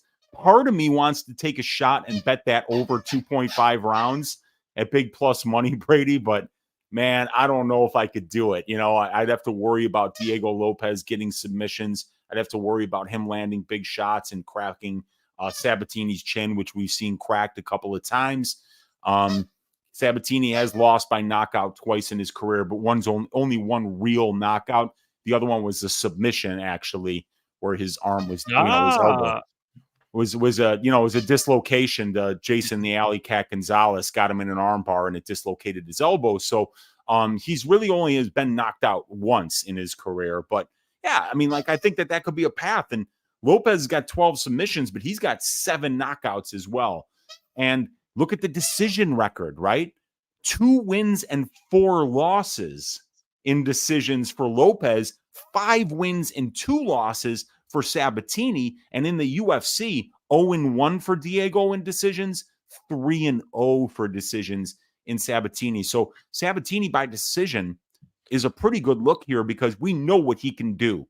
And I think that if Sabatini's confident that he could take this guy down and stay safe while on top, I think he probably wins this fight and wins it fairly easily because Diego Lopes is not a guy who's known for his good takedown defense. Yeah, it could make it look easy, but there's going to be some sweaty moments, that's for sure. Yeah.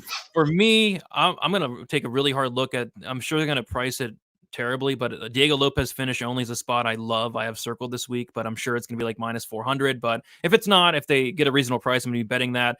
And then I'm also probably going to bet the Diego Lopes money line. I feel like, you can definitely make a case for Pat Sabatini. The path's there, but he's going to have to fight a 15-minute perfect game plan, not make any mistakes. I mean, Diego Lopes is so dangerous. He had so many submission attempts against Movsar Evloev that were so close. And yeah, I feel like on the feet, Lopes could knock him out as well. So I'm on the Lopes side here, and I'm going to be betting him in some type of way. I'm not sure how, whether it's the knockout prop, whether it's the finish only prop, whether it's the money line. But I do like me some Diego Lopes. I'm picking a lot of dogs on this card, and Lopes is one that I really like. I don't like the under, though. It's minus 215. I feel like if I'm going to bet the under, I might as well just bet Lopes. I'd be really surprised if Sabatini finished a guy as tough as Lopes. And if you like the over, maybe Sabatini by decision or Sabatini decision only, I would also look at, because I don't see Lopes winning a decision in this one unless something crazy happened. Unless, I don't know what a Lopes decision would really look like, to be honest. Maybe he hurts him a couple times. I don't know. Yeah, hurts him on the feet, hurt, because that could be good enough. Like Sabatini could get a takedown, 3 minutes of control time, but if Lopes drops him in the 2 minutes of distance striking, he'll probably win the round, It would be the way that you would see, like, for instance, Denise Gomez, you know, if she would have won a decision, you know, she probably wasn't going to be the minute winner, but if she landed the big shots, she could have won the decision in that fight. But Hill did the better work over the 15 minutes. And yeah, I see kind of like a decision only on Sabatini could be a great play this week. Absolutely. Andrew May in the chat saying Diego Lopes is overrated. I kind of agree. I think people overrate him, but I'm really high on him personally. I think this guy's leveling up. Like, I think he's improving leaps and bounds since that Brito fight. I really do. Okay, rewatch tape, buddy. You shut the hell up, dude. I was watching tape all day. I watched no football today. I was on the walking treadmill desk watching 3 hours of tape. So you shut the hell up, Andrew May. All right. Moving on to the rewatch. Shut the fuck up. All right, moving on to the next fight we have. So, Weezy, I said there were 3 fights on this card I think have fight of the night potential. This is the obvious answer. We got Matt Frevola going against Benoît Saint-Denis. You know, I appreciate that. Thank you for trying out. I was just joking, but I watched all the tape, and I do like Lopes here. All right. Anyway, we got Frevola, 33 years old, 5'9" with a 71-inch reach. Benoît Saint-Denis, 27 years old, 5'11" with a 73-inch reach. We got Benoît Saint-Denis 6 years younger. We got Benoît Saint-Denis 2-inch height advantage and a 2-inch reach advantage. Frevola 3-2 in his last 5 fights. We got a decision loss to Arman Sarukian. We got a knockout loss to Terrence McKinney. We got a knockout win against Shnaro Valdez, a knockout win against Otman Azaitar, and a knockout win against Drew Dober. Does Jiri Alex not have potential for fight of the night? It does, but I think it's going to end really quickly. So I don't think it's going to. I think it's going to be a performance of the night, but not a fight of the night. I think it ends early. But this is a fight that I don't really see ending. I guess it could, but you know, I think it's fight of the night potential here. Anyway, we got Saint-Denis. He is 4-1 in his last 5 fights. He had a decision loss against Elias Zaleski dos Santos, a submission win against Nicholas Stolze, a knockout win against Gabriel Miranda, a submission win against Ismail Bonfim, and then a knockout win against Thiago Moises. So it's funny with Matt Frevola. It's like the last 3 fights that we came on here and we're like, okay, which Matt Frevola is going to show up? Is it going to be the smart Matt Frevola that's taking down his opponents, controlling him like he did against Luis Pena and Jalen Turner? Or is it going to be wild man Frevola that goes chin for chin and tries to take off his opponent's head? And it's been the crazy wild Matt Frevola, and he's having a ton of success. I mean, he knocked out Shnaro Valdez 70 times, setting a record with 70 knockouts in just 1 fight. I mean, it was hilarious. And then he knocked out Otman Azaitar when a lot of people, including me, thought, hey, it'd be maybe smart to wrestle this guy. He has a lot of power, but no, he knocked him out. And then this one still shocks me till this day. And even saying out loud, it almost sounds unbelievable, but he actually did knock out Drew Dober, which again makes no sense whatsoever. So Matt Frevola's been going out there knocking these guys out. And this is a fight where I think on the feet, Matt Frevola is going to try to knock out Saint-Denis, who has very, very bad strike and defense. And, you know, we'll see what happens. But yeah, Saint-Denis is a guy that a lot of people are very high on. There's a lot of hype on this guy. He's a pretty big favorite in this matchup, maybe a little bit bigger than he should be. But yeah, I think Saint-Denis is the real deal. This guy's tough as nails. He's a very good grappler, very good wrestler, has a ton of heart, has a ton of power, very well-rounded. And that heart, that toughness, that goes a long way. And it showed in the Moises fight. I mean, he broke Moises in that fight. He made Moises quit. I'm not saying he's going to do that against Frevola, but yeah, I don't know. It's a fight that I feel like can go a lot of ways. One of those fights that it's awesome, but I feel like can go a ton of different ways here. Weezy, what are your thoughts on this fight here? Yeah, you know, I got some bad news for you, Brady, and the entire chat here. I've had this matchup circled on the refrigerator here for a couple of weeks, and I'm very excited about this fight, so that means there's a very high probability that this fight doesn't happen, because every goddamn fight that I'm really excited for seems to get canceled on fight week, especially when I have bets that I like on it. And I've even got a bet on this fight. So get ready for this one to be canceled, ladies and gentlemen. I hate to tell you that, but if it were to happen, my God, is this another phenomenal matchmaking job here? 2 white hot fighters right now with Saint-Denis and Frevola. A really tough grappler in Saint-Denis who, while he's on the feet, is hyper aggressive. And I mean, I'm aggressive to a fault, really. And Frevola doesn't shy away from those type of challenges on the feet. You know, the guy he's the steamroller, and that's how he's always fought.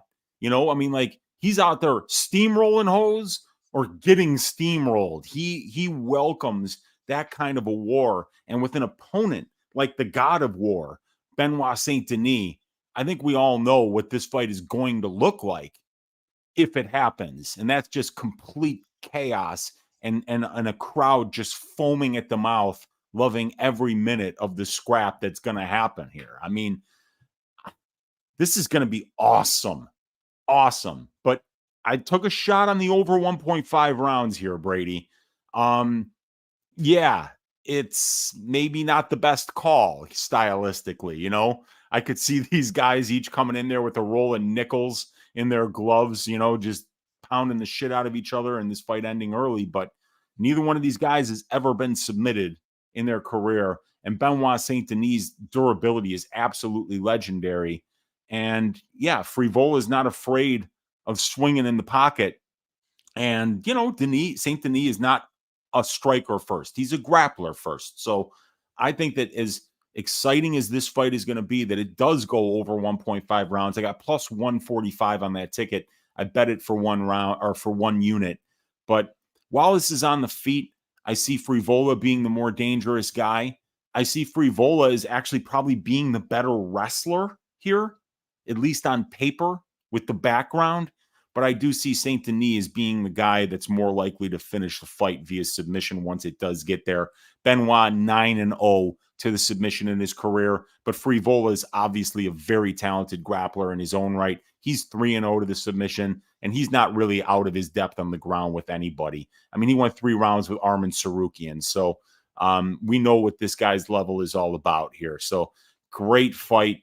This is pay-per-view main card worthy, and here we are on a pay-per-view with 2 fantastic main events, and this is probably the fight that I might be looking forward to most on this pay-per-view card. And I don't even know who I'm picking yet, dude. But Frevola at plus 175 is extremely tempting. It is. It actually is. I lean the Saint-Denis side here. One thing I don't like about Frevola, so on paper, his takedown defense is 42%, but that's very misleading because that's from the Tsarukyan fight. And as we know, Tsarukyan's a really good wrestler. But yeah, I mean, I think Saint-Denis, if he takes him down, he can probably sub him. And I think either guy's live for a knockout on the feet. I know, Saint-Denis never officially been knocked out, but I mean, he literally got finished against Zaleski dos Santos. So, and man, I mean, both guys have a lot of power, but Frevola's power has been looking different. I mean, knocking out Drew Dober is not easy to do. So yeah, I like Saint-Denis. Don't like the price tag. I thought it originally opened at minus 400 Saint-Denis, and then money came in on Frevola. I thought money would keep coming in Frevola. It looks to be staying around like the minus 200 range. I don't love it. Obviously, I like violence a lot in this fight, but I don't like the under 1.5 at minus 175. That's almost as chalky as the under in the main event. So, but yeah, I think it probably does end early. But there's no value on it. So I would agree with you. I think it's over a pass for me. I'm gonna have a bet on this fight. Just not sure what I like yet, but I don't know. So you're on the over, and I'm assuming you don't like that 210 on Saint-Denis. Anything else sticking out? Yeah, I mean, as far as the over, it's not like I love it stylistically, Brady. It's about the number here, Yeah. you know. And I mean, I feel like I'm getting a discount price. I feel like it should be maybe plus 110, and I'm getting plus 145. So that's why the bet's there. But yeah, I'm going to be the least surprised guy in the room if this thing ends in like 45 seconds. I could absolutely see that happening as well.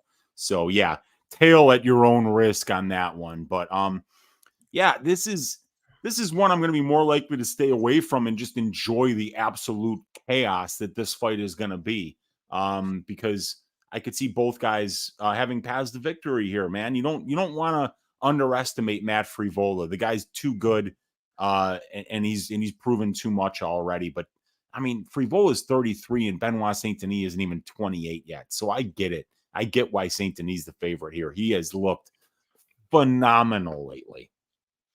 Yeah, for sure. How are you going to watch this fight with an over? I mean, it's going to take at least 3 years off your life. Yeah, dude. I mean, like, I almost died having the over in the Mora Ruiz fight because I was telling people, hey, Ruiz is tough. She could take a beating and keep going. And yeah, she took a savage beating, dude. It looked like Mora took a screwdriver to her face after that fight was over. But Yeah, I lost that one too, Brady, and I might lose this one as well. But that's what happens when you take plus money sides. You're going to look like a moron sometimes.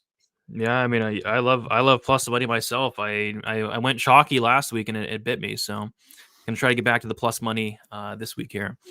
All right, we'll move on to the next fight. We got Jéssica Andrade. I'm not gonna say it, guys. I'm not gonna say it. Jéssica Andrade versus Mackenzie. And you guys know what I'm talking about. Versus Mackenzie Dern. We got Jéssica Andrade, 32 years old, 5'1" with a 62-inch reach. Mackenzie Dern, 30 years old, 5'4" with a 63-inch reach. Dern, 2 years younger, 3-inch height advantage and a 1-inch reach advantage.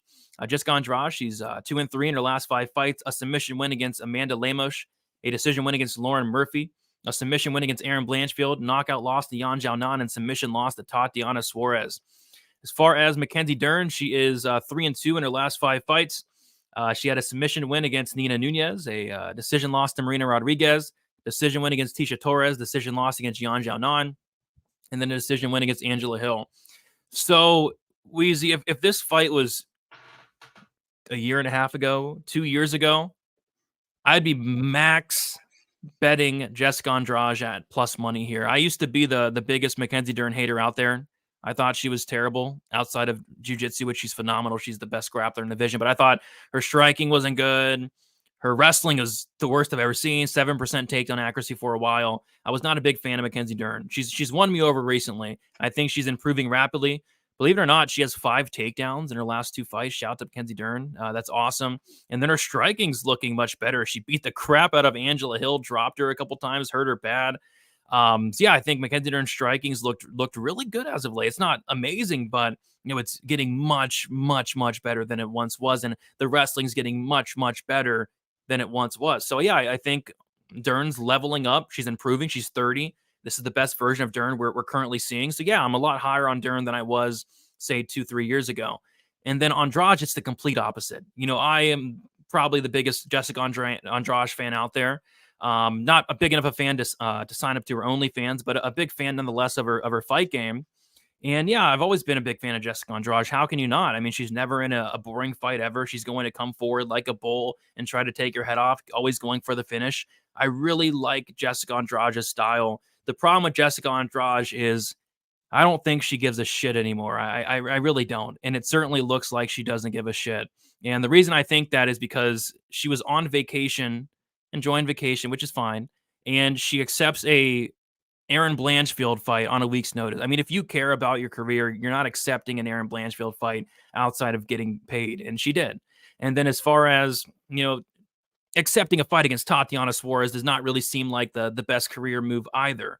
And not only is she accepting these fights on a 2-fight skid against Tatiana Suarez, but it's how she's looking in these fights. I know a lot of people liked Blanchfield in that Andrade fight, right? But I don't think anybody was expecting Erin Blanchfield to go out there and be that competitive in the striking against Jéssica Andrade. I mean, it made no sense to me. And then against Tatiana Suarez, I mean, Jéssica didn't even show up.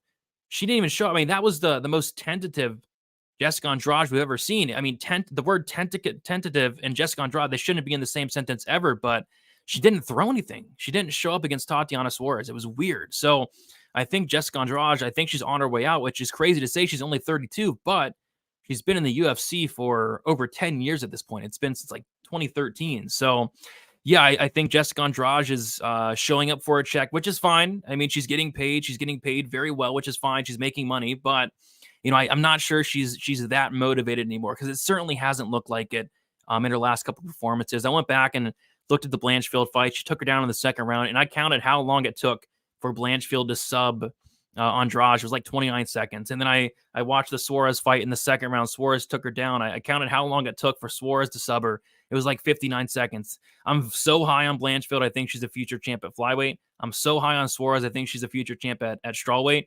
Mackenzie Dern, in terms of pure jiu-jitsu, is better than Blanchfield and Tatiana Suarez. I'm talking pure jiu-jitsu. Mackenzie Dern's the best grappler in the division. So yeah, I kind of think it's one takedown and Jéssica Andrade quits. I mean, Andrade, she's a black belt, but she has like the worst ground game I've ever seen off her back. I mean, what Suarez, Blanchfield, and even Shevchenko did to her was kind of embarrassing. So yeah, I like Dern here. I like her quite a lot. I don't know to the point. I'm laying minus 200, but I'm going to be looking at some Dern props. Dern inside the distance, Dern by submission, because I just think one takedown, the fight is over very, very shortly after. Weezy, what are your thoughts on this matchup? Yeah, if Mackenzie gets that takedown, yeah, it's gonna be probably over fairly quickly, just from what we've seen from Jéssica recently, you know. But will she get the takedown? And if she doesn't, you know, how confident are you that Mackenzie Dern can pressure Jéssica Andrade and win the minutes on the feet? You know, that's the thing here. You know, she might have to pull. You know, you can always when you have the Brazilian Jiu-Jitsu pedigree of Dern, you don't necessarily have to get the takedown. You can get a knockdown. You can go for an Imanari roll and get on a leg lock. You could pull guard. You could do a number of different things to get the fight to where you can get a sweep, or you can start to go for submissions, use those submissions to sweep, whatever you do, in whatever your Brazilian Jiu-Jitsu progression is to attack your opponent. She'll have that option here. But, you know, Mackenzie Dern is a pressure fighter right now. And if you go and you pressure Jéssica Andrade, you might be walking onto some stuff here. So we got to be, if we're going to be on that Dern side, I think you got to be pretty confident that she's going to be able to go out there and take Jéssica down, that she's going to be able to maybe bully her a little bit. And this is, I mean, she's going to be bigger. She's 3 inches taller. She's got a 1-inch reach advantage. She's a year and a half younger. You know, those are all qualities that Mackenzie has here. And while Jéssica's obviously a lot more experienced than Mackenzie, I don't necessarily think that that's an advantage, because Mackenzie's also very experienced. She has 11 UFC fights, 150 minutes in the octagon, while Jéssica's a lot more shop worn. We're talking 36 professional fights. The first handful of fights taking place at 135 pounds, because at the time Jéssica made her debut in the UFC, there was only a 135-pound weight class. So she was fighting 20 pounds above her weight class, fighting killers when she first came in here. And now here we are, what, Brady, 7, 8 years later, 25 UFC fights later, 230 more minutes in that UFC cage, where she just all of a sudden signed a 7-fight deal, where she's getting paid a ton of money to show up. And when they sign these long-term deals that are front-loaded and high salary, Brady, I think a lot of them don't even have win bonuses written in there. And I think that that's on purpose. You give some of these ultra veterans these contracts where they don't have much incentive to win, so you can use your younger prospects. You can use these older fighters that you're paying more for these younger prospects to make their name off of. And guess what? Who have Jéssica Andrade's last 3 opponents been? Up-and-coming young Aaron Blanchfield, up-and-coming young Yan Xiaonan, up-and-coming Tatiana Suarez. And before that, she beat 7 shades of shit out of Lauren Murphy for about 4.5 rounds. Or no, that was a 3-round fight. It felt like 5. And somehow it didn't finish. And I think Jéssica landed about 300 strikes or something. So, yeah, it's a great fight. It's a very high-level fight. But if you're betting that Dern side, I would just say be damn sure that Dern's getting that takedown. Because if she doesn't, it could look a lot like the Tecia Torres fight, which was a very close fight. And you guys know that Andrade is better than Torres, right? Think about that. I'm just saying, you always want to be careful when you're laying juice in women's MMA. And Mackenzie Dern still has 15% takedown accuracy. That's pretty good. It's a step up. It's a step up from 7. From where it was. Yes, you got that right. 15 is better than 7. I learned that at the Harvard of the Midwest, Northern Illinois University, Brady, with my statistics degree. But yeah, great fight, fun fight. But I think Jéssica Andrade has some paths here. I wouldn't completely count her out, but I'm worried about where she is, just like you, Brady, where we both kind of get the feeling that maybe this is the part of her career where she's showing up for checks and having younger fighters like Dern make their names by getting a win over a well-tested veteran like Jéssica Andrade. Yeah, like I said, if this fight was 2 years ago, I'm max betting Jéssica Andrade. I agree. I think there's a lot of ways for her to win, but I don't think she cares anymore. One takedown is all it takes, in my opinion. So 15%. So you went to the Harvard of the Midwest. I went to Penn State. Okay, college. So If Mackenzie Dern, how many takedowns would she have to shoot for that 15% to come into play to get one? That would be 7 takedowns. It would be just under, like, it would be like 6.67 takedowns, I think, is what, if she got 1 out of 6.67, I think that would be right around 15%. Mackenzie Dern, if you're listening to this, shoot 7 takedowns. You win the fight. Come on. You can get one, or you could pull guard once, or you could land a knockdown. The knockdown, like Michael Bisping says, the best takedown's a left hook. You know, that way you don't have to shoot for a takedown. You drop the dude, then you jump on the submission. And that's what Mackenzie Dern can do to this dude here, because Jéssica Andrade is a very handsome woman. You said it, not me. I know. Somebody had to say it, Brady, and you weren't going to say it this week, so I said it.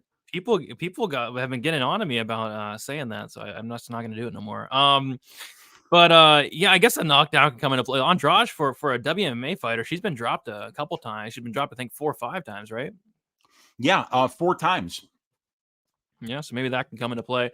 I don't know. I'm not betting the money line. That would be ridiculous. If I'm betting this fight, it's an inside the distance, because I think if this goes to decision, that probably means Dern wasn't able to get the takedowns. Because I feel like 1 takedown, like, I mean, come on. But she got down Marina Rodriguez. She got down Yan Xiaonan. She had him in bad spots. She had Tisha Torres in some really bad spots. She had Angela Hill in some really bad spots, Brady. She didn't finish any of them. So I think it's very important to know that when you're training for a specialist like Mackenzie Dern, these fighters are working so much submission defense that often they can hold on for 3 or 4 minutes underneath her and stay safe from the submissions. And we've seen 4 straight fighters do it. 2 of those fights were 5-round fights, Brady. So, yeah, it might not just be 1 takedown, but if Jéssica Andrade is mailing it in like we think she might be at this point in her career, then yeah, it might not even take 1 takedown. Somebody said standing back take, Imanari roll, pulling guard. I mean, it could happen any different way where Mackenzie can lock up a submission here. Yep. Sorry, I'm just I was checking out Jéssica Andrade's Instagram, seeing what she's up to. Yeah. What is she up to? What is she doing there? What are you doing there? Just say. That's an Instagram post. Is she answering questions or something? No, she's just recording herself, not even saying anything. Well, no caption. Well, there's no caption. Well, when you're that handsome, you can do that. You can just post pictures of yourself just going, and 10 million views. No caption, no talking. I don't know what's going on here. 1,000 likes though, apparently. What else has she been up to? What is this? Let's translate this. Another victory from my little brother. Very happy. Okay, that was 10 weeks ago. What about recently? Oh wow. Oh, what does this say? Talking about the next fight. Oh, this is her talking about the next fight. Okay. All right. And this was she a short notice for this? She wasn't short notice, right? She is Dern's original opponent, right? Yeah, I believe so. Okay. And holy crap, look at that. Is that Chito Vera? I didn't see. I wish I could. It's not Chito Vera. The dude to Jessica's right, on the left of Jéssica in the picture, though, looks like that looks like Jamal Hill. Yeah, it looks like a tall, yeah, it does look like Hill. That looks like Performance Institute. That looks like Ode Osborne. Yeah, it does look like him. But I like that fit on Andrade there. I like that. Yeah, Andrade is a legend. Yeah, I'm a big. She's my favorite fighter, and like I said, it pains me to pick against her, but you got to do what you got to do. What is this? Oh, she's doing her ads. She's doing her ads. She's making her money. She's making her money, Weezy. Good. Hey, she absolutely should. She's earned it. She's been in that cage 25 times just in the UFC. I mean, Andrade is a legend. She's as good as it gets. Yeah, she is. All right. Sounds good to me. Really good fight there. Really looking forward to it. We even talk about the over under. It's probably juiced to the tip. It is juiced. Yeah. Yeah. I don't know. I think it finishes. But minus 175, it's a trash price. But the Mara under was also a trash price last week, but it hit pretty easily. I don't know. I'm not touching it though. Yeah, I agree. It is very, very juicy. It's a women's strawweight fight, but God, Jéssica Andrade finished 4 times by submission, 4 times by KO just in the UFC and 10 UFC losses. So 80% finish rate against. When she loses, she's out there getting finished. Yeah, that is true. Who'd you pick between Almeida and Romanov? Almeida? Man, that'd be interesting, right? Yeah, it would be interesting. Yeah, I think that could potentially be a great fight because Romanov's wrestling is on point. It is. And he looked great the last time out. Against Blagoy. Was it Blagoy? Yeah, I think, was it Blagoy? I don't remember. I just remember like being like, wow, Romanov showed up. He had 3-round cardio. He was wrestling in the 3rd round. He looked like a much better version of himself than we saw in the Tabura fight. Yep, that's for sure. All right, Weezy, we have the co-main event here. We got Sergei Pavlovich going against Tom Aspinall. We got this was supposed to be obviously John Jones versus Stipe Miocic, and it's funny. I was looking at the ticket prices when the John Jones Stipe fight was still on. I kid you not, the cheapest ticket was like $950. Since the fight got canceled, I checked today. The cheapest ticket's only $300. So the price got cut in a third with John Jones and Stipe getting off the card, which is very interesting. But this fight's good. I'm really looking forward to this fight. Like I said at the beginning of the show, if we're going to lose Stipe and John Jones, give us something good. And boy, did they ever. This fight is incredible for as long as it lasts. We got Sergei Pavlovich, and I keep saying Spivak for some reason. The Sergei gets me every time. Could you imagine what Sergei Pavlovich would do to Sergei Spivak, by the way? Yikes, man. That would be really nasty to watch. Yeah.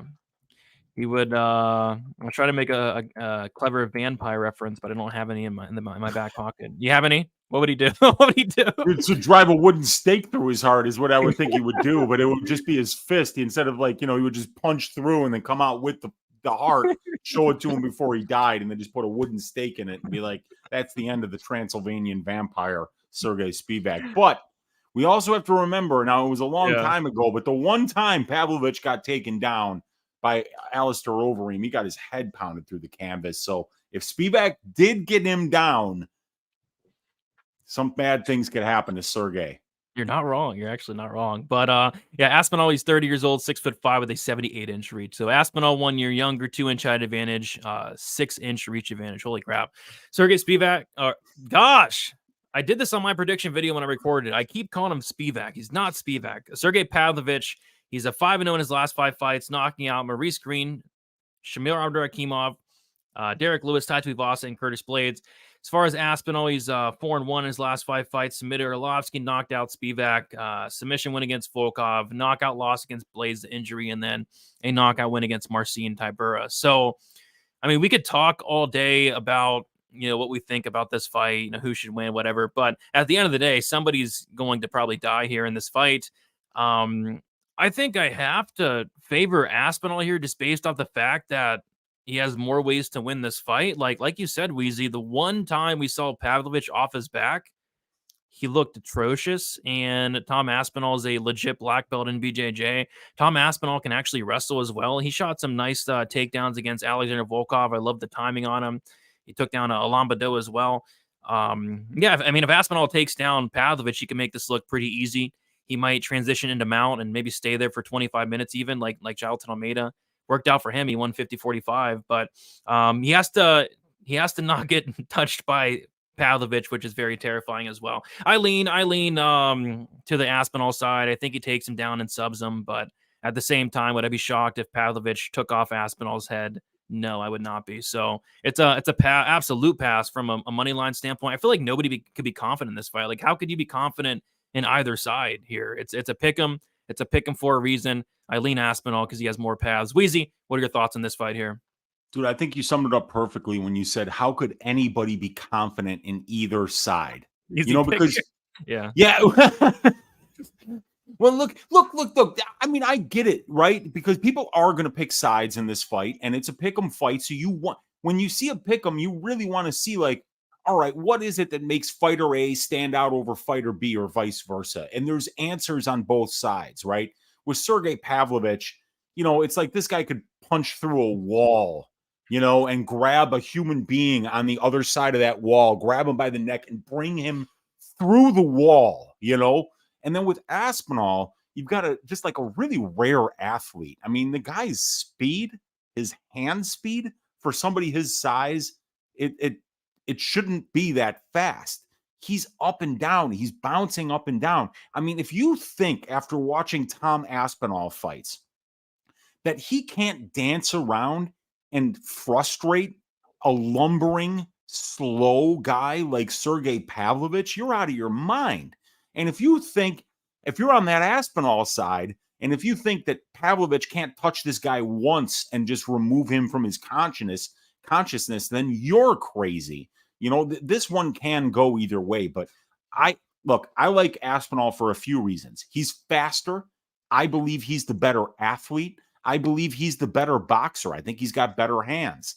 I think he's got better kicks. And I think he's obviously the guy who's got the better grappling credentials here. A BJJ black belt, submitting Alexander Volkov as soon as that fight hit the mat, submitting Arlovsky as soon as that fight hit the mat. He's very, very dangerous. And with Sergei, all it takes is one. And the guy's got an 84-inch reach. He could bench press a bus and he could squat a small house, So yeah, this is a great co-main event. Let's just hope it doesn't wind up going the distance and that they wind up staring at each other like Derek Lewis did against Ngannou back in the day. Every once in a while, you get these fights where you get two extremely dangerous, extremely powerful strikers, and then neither one of them wants to commit, and they stand in front of each other, and both of them are afraid to throw, or they both want to counter, or whatever the case may be. So let's hope that this fight doesn't turn out like that, because if it doesn't, we're going to have a really fun result between two phenomenal heavyweights. I could absolutely see this one going either way, but for the sake of a pick, Brady, I think Aspinall is the better grappler. I think he's faster. I think he's just the better skill-wise fighter all around. But would I be surprised if he wound up looking up at the lights wondering what the hell happened after one single shot from Sergei Pavlovich? No, I wouldn't be surprised at all. Yep. It sounds like we're in the exact same boat. Like we're picking Aspinall, but we don't want to step in front of this terrifying monster in Sergei Pavlovich. I mean, this guy's terrifying. So if this fight goes the distance, Weezy, I'm not showing up next week. I'm taking a week off. I'm gonna sit back, grab an appletini, and just chill for a week. So this fight goes the distance, week off for me. But I think this fight does finish. Yeah, some of the brown belt Dave saying the over. I mean, I don't think so. I did the stats for the Pavlovich Aspinall under, and it was something crazy. It was like 38 out of 45 or 43 fights have finished under 1.5 rounds, something ridiculous. It should finish under 1.5 rounds, but oh my gosh, it got smashed. The under 1.5 went all the way to minus 260. I woke up, it was like minus 180 today, and it's minus 260. Gosh. But it did come back to minus 240. I mean, what could go wrong? I mean, like you said, maybe they stare at each other for 7.5 minutes. But yeah, Pavlovich could take off Aspinall's head. Aspinall could knock out Pavlovich, but I kind of feel like the path for Aspinall is getting this fight down to the mat. I really do think that, because if he does that, his ground game's pretty dang good. I don't see myself having a bet on this fight unless something like really sticks out. I don't see myself laying minus 240 on the under. I don't. I know our guy Propaholic got the under at like minus 175, solid. But minus 240, I'm okay. I think it hits though. And then as far as picking a side, I don't have the balls to bet either side here because I like both these guys so much. I think both these guys are so good. I don't have the balls to go and fade one of these other guys. So I'm gonna pass. I'm gonna sit back and watch this one and enjoy it for the 2 minutes it lasts. You got that right, and I think I'm going to be right there along with you with no action on this fight, because every result that I see happening is what everybody else sees happening, and you're just going to have to pay through the nose for violence, for knockout props. So, yeah, This is going to be a great fight to watch. Why not just enjoy it between two top-notch young heavyweights, the future of the division? Two very exciting fighters. Yep. DXJC saying after seeing a Jonathan and Derek fight go to 5-round decision, anything's possible. And forget the Jonathan Derek Lewis. Forget that even happened. This is MMA. We've seen so many crazy things happen. That's why I don't like when people say like this is a lock, this and that's a lock. I told this story before. The one time I said something was a lock, it lost. It was who was it? Mike Jackson versus that one bum. Dean Barry. I said Dean Barry's the lock. He's minus 1,600. He's going to go out there and beat Mike Jackson. What happens? Mike Jackson wins. And I didn't say it last week that the fight doesn't go to decision at minus 10,000 was a lock, but I was thinking it. I mean, I was thinking we were both thinking it. Hey, yeah. if we didn't think it was a lock, we would have been laughing our asses off while betting plus 1,800 fight goes to decisions, wouldn't we? But neither one of us got anywhere near that line. If this fight goes longer, who do you lean to? I didn't think about that because I don't think so. Yeah, the one thing though, Weezy, and I thought this is very interesting. Every fight that Aspinall's went over 1.5, he's lost every single fight. He hasn't won a fight that's went over 1.5 rounds. Yeah, so I think that was probably a long time ago, right? Yep. Yeah. Who knows, man? Because these guys get so much better, and sometimes those happen when they're very young, and they get better, they get more well-rounded, and then you don't see that hole in their game anymore. But yeah, I would favor Aspinall, but we'll see. I'd agree. Pavlovich has went 5 rounds before. Don't go and watch that fight. No. Don't go and watch that fight. It makes Modestas Bukauskas look exciting. It's terrible. Nothing happened in that fight. He brings it up. Oh, they started fighting with like 5 seconds left. They started in the 5th. They did. Gosh. They were like, wow, neither one of us did shit for 24 minutes and 45 seconds. Man, I could put a stamp on this fight in the last 15 seconds, and that's what Mokhtanin and Pavlovich did in that one. It was terrible. Terrible. By the way, I got myself a Celsius. My plan was to drink a Celsius during the show. I was so excited I completely forgot. So I'm enjoying my Celsius. Have you had one before? A Celsius? No, I have not. What is that? Is that like a sparkling? What is it? It's a sparkling, I don't know, like energy drink. Okay. It's good. No, it's good. Never had that. I got some water here. The good old-fashioned water. Brady and I are big fans of water. There's no caffeine in water, though. I'm a big fan of caffeine. You have to have caffeine to watch like Dontel Mays fights all week. I know, dude. I fell asleep taping Bazookia last night. I woke up in a heap at like 4:30 in the morning on my couch. Like what just happened? Yeah. I don't blame you. All right. This felt like the main event, dude. Like this felt like we were talking about the main event, but it's not. The real main event is Alex Pereira going against Jiri Prochazka. How awesome is UFC 295? I think it's going to make up for that trash card last night in Brazil. We got Alex Pereira. He's 36 years old, 6'4", with a 79-inch reach. Jiri Prochazka, he's 31 years old, 6'3", with an 80-inch reach. Jiri Prochazka is 5 years younger. Pereira with a 1-inch height advantage and a 1-inch reach disadvantage. Pereira is 4-1 in his last 5 fights. Decision win against Bruno Silva. A knockout win against Sean Strickland. Knockout win against Israel Adesanya. Knockout loss against Israel Adesanya. He makes his light heavyweight debut against Jan Blachowicz, wins that fight by split decision. As far as Jiri's 5-0 in his last 5 fights, made his debut against Volkan Oezdemir, won that fight by knockout in the second round, and knocked out Dominic Reyes. I think that was round 2 as well. And then he submitted Glover Teixeira in the 5th round. So, yeah, I mean, Jiri Prochazka is coming back after a decent-sized layoff. It's been 1 year and 4 months since we've last seen him against Glover Teixeira, a fight that he did take a lot of damage. And then he had that gruesome injury. He had surgery. He's been off for a very long time. I don't like that on the Jiri side. What I really don't like on the Jiri side, and we were talking about this a little bit, Weezy, was the striking defense of Jiri Prochazka is not great. And I was looking at the striking defense for Prochazka on paper, 40% striking defense, which that seems a little high for him. I mean, you go watch Jiri Prochazka, and I kid you not, his striking defense is his hands are down completely. He has those long arms, 80-inch reach. His hands are down in his waist. And I went back and watched the Oezdemir fight, and his striking defense was literally like headbutting punches like this, with his hands down, headbutting punches. I swear he was doing that. He's a madman. The announcers were like, "What's this? This guy's a madman." I was like, "Yeah, he is." I mean, this guy's eating punches with his face. And I say that as a joke a lot of times. Weezy, we're like, "Oh, this guy eats punches with his face." Chris Moutinho. No, he eats punches with his face, and he likes it. I mean, this guy's crazy, dude. And he's durable. He did get hurt against Volkan Oezdemir. He did get hurt twice against Dominic Reyes. He got like flash knocked out against Dom Reyes with that up kick, it looked like. And then he got hurt a couple times against Glover Teixeira. He probably could have got finished if Glover didn't pull Gilly. But the striking defense is an issue for me. An issue.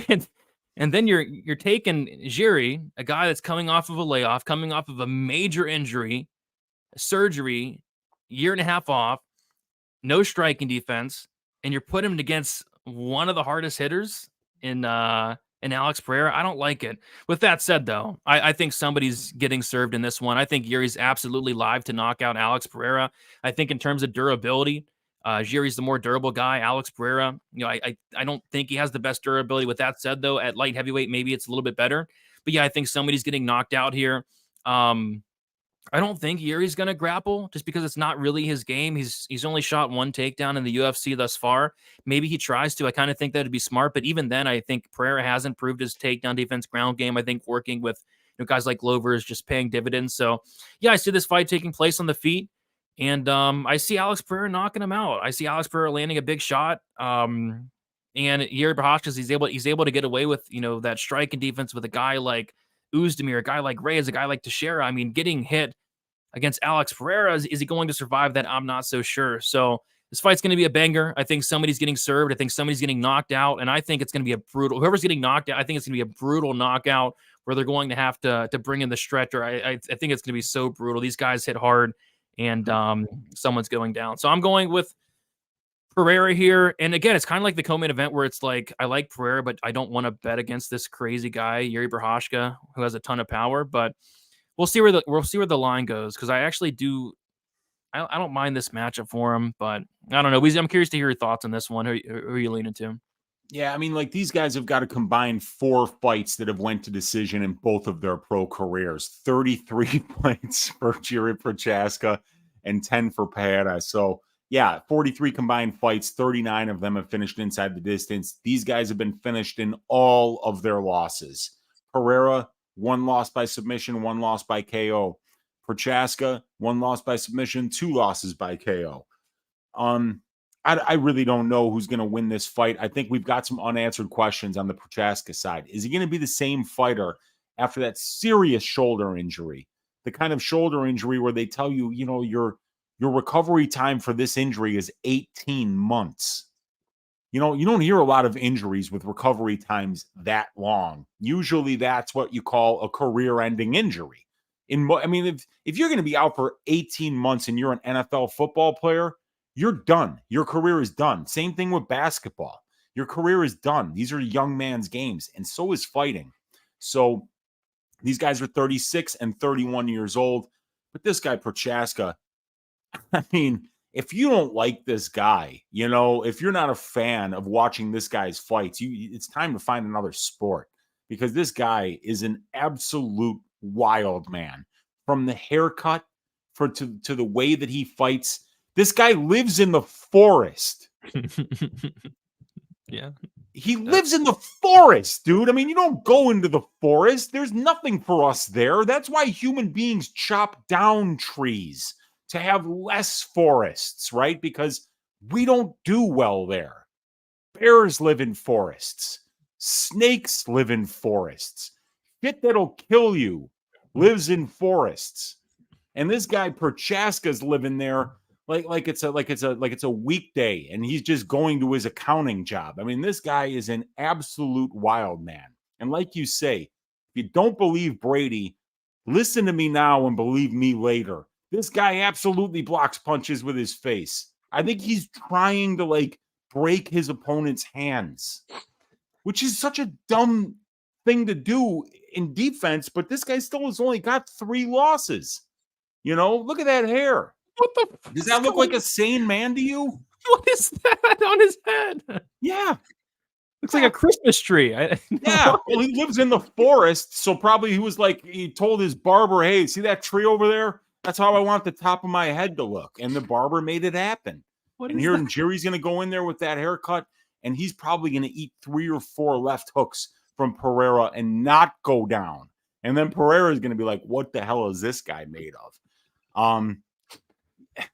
You know, I don't even care who wins this fight. I got to be honest with you. I just pray that it happens and that we as UFC fans really get to enjoy it, because whoever wins, you're getting somebody that's going to be a worthwhile champion in this division until Jamal Hill is ready to come back and try to get that strap back after the serious injury that Jamal Hill suffered with tearing his Achilles tendon. So Pereira and Procházka are going to keep the division warm until Hill comes back. I do think that Pereira's power is the kind of thing that you just can't eat too many of those, and I think he's the better technical striker. We can't really count on Procházka to wrestle, so the pick for me is Pereira, but I'm not betting it, dude. I'm not betting this. I could see, like having a big bet on Pereira and Procházka eating 5 left hooks in a row and then taking his back standing and finishing with a rear naked choke. And you're like, what the hell just happened? And then he'll come on and talk about, come with me and live in the forest. And then the most popular place for people to move to will be the forests of the Czech Republic. It'll be a bunch of guys like us, Brady, wanting to be more like Jiri Procházka. This guy might be onto something. He might be. I mean, I don't want to live in the forest, but I mean, to each their own, I'd say. And I also don't want that haircut either. But I mean, if anybody can pull it off, it's him. He's pulling it off just fine by me. Yes, he is. So I looked this morning. They didn't have a total out for the fight. They do now. The over under, rightfully so, set at 1.5. The over 1.5 minus 130. The under 1.5 plus 100. Do you have the balls to last 7.5 minutes here, Weezy, and take the over, or are you no, man? I think I'd rather play that under, baby. I'd rather play that under. These guys are going to swing, but I wonder where that's going to go. That's going to be interesting because that was not open. That line was not open when we started the show today. So, was it not? The Bazookia over under wasn't out. This one, and there was one other fight I believe where we didn't have a total. So. It opened at 6:39 p.m., so like 20 minutes before the show. Okay. Plus 160 to the under. Oh gosh. Ooh, now that would have been very tempting. I probably would have played that because of the power of Pereira and because Procházka is so dangerous. What was the other over under we were missing, Weezy? I think it might have been the Alessandro Costa fight against Erceg. Okay, yeah, I see it. The under is plus 116. That was out this morning. It got released at 7:36. But yeah, there was another one that was missing, but I'm not sure. Oh, the Slava fight, maybe? Yeah, the Slava fight got released at 6:39 Slava fight. All right, is that a 2.5 over under? Yep, 2.5, and it's 170 there. So okay. And then I think we're all caught up on everything, but. Yeah, Weezy, it's this the co-main event and the main event, they're like fun fights, but they're like fights, at least from like a money line standpoint. I just don't see myself placing a bet on either side here. Because I like Aspinall to win, but I don't want to bet against Pavlovich, and I like Pereira to win, but I don't want to bet against Jiri Prochazka. And shout out to Clint. Clint is planting his flag 7 units on Jiri Prochazka. Clint, if you're hearing this, trusting your balls, shout out to Clint there. Really curious to hear his reasoning on it tomorrow on his show. So I'll be tuning in for that. But yeah, 7 units on Procházka. I know that is a big bet. That's as big as he goes. That's his max bet for Clint. So I'm rooting for him, man, because I don't have a dog in this fight, and I probably won't even have any action on this fight.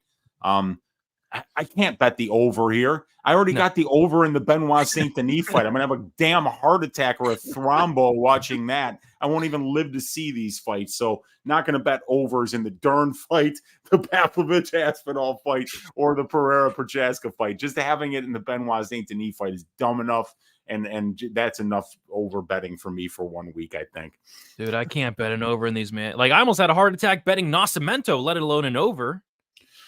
Yeah, Nascimento by decision. That was one of the plays that I got right. I mean, I didn't bet it, but I gave that out on Lambeau plays. I thought that one would go the full 15, but yeah, that was a lot closer than I thought it would be.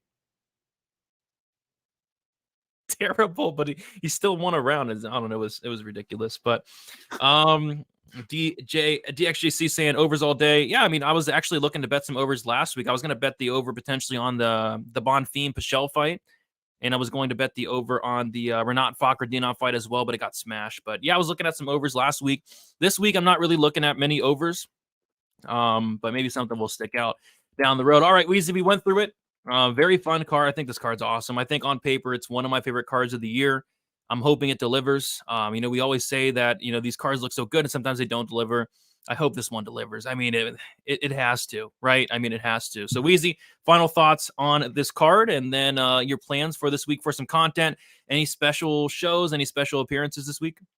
Not that I know of this week, but we'll be doing all the normal content, which is enough for 1 week, Brady, with 2 hours of Stat Diggers on Sunday, with 2 hours of Just the Tip with Uncle Weezy on Tuesday night on my YouTube channel, with an hour on Pub Sports Radio, Wednesday's DFS show, 1 to 2 hours of Ask Weezy on Wednesday night on my YouTube channel, a greasy 4-leg parlay on Friday, and I'm going to be looking at these significant strike props when they drop, and maybe do a little bit of content on my channel, something impromptu for significant strike props, where we hit one of them last week. I hit my underdog play, 3-legger, had the Diakese under 45.5 significant strikes, and I think he ended with like 12. Two. So it was a nice safe play there. That one worked out. But yeah, you can check me out right here on Pub Sports Radio 3 times a week on my YouTube channel, MMA Engine sometimes, and let's stack cash tickets like flapjacks for UFC 295. It's such a great card. We're going to enjoy the fights, but we'll like them even more if we make some money watching them. And we'll like them with our Apple Teenies with the umbrella on. Yes, sir. Let's go. And our skirts and blouses. Ribbons in our hair. What a bow? I don't know what the Simps are doing nowadays.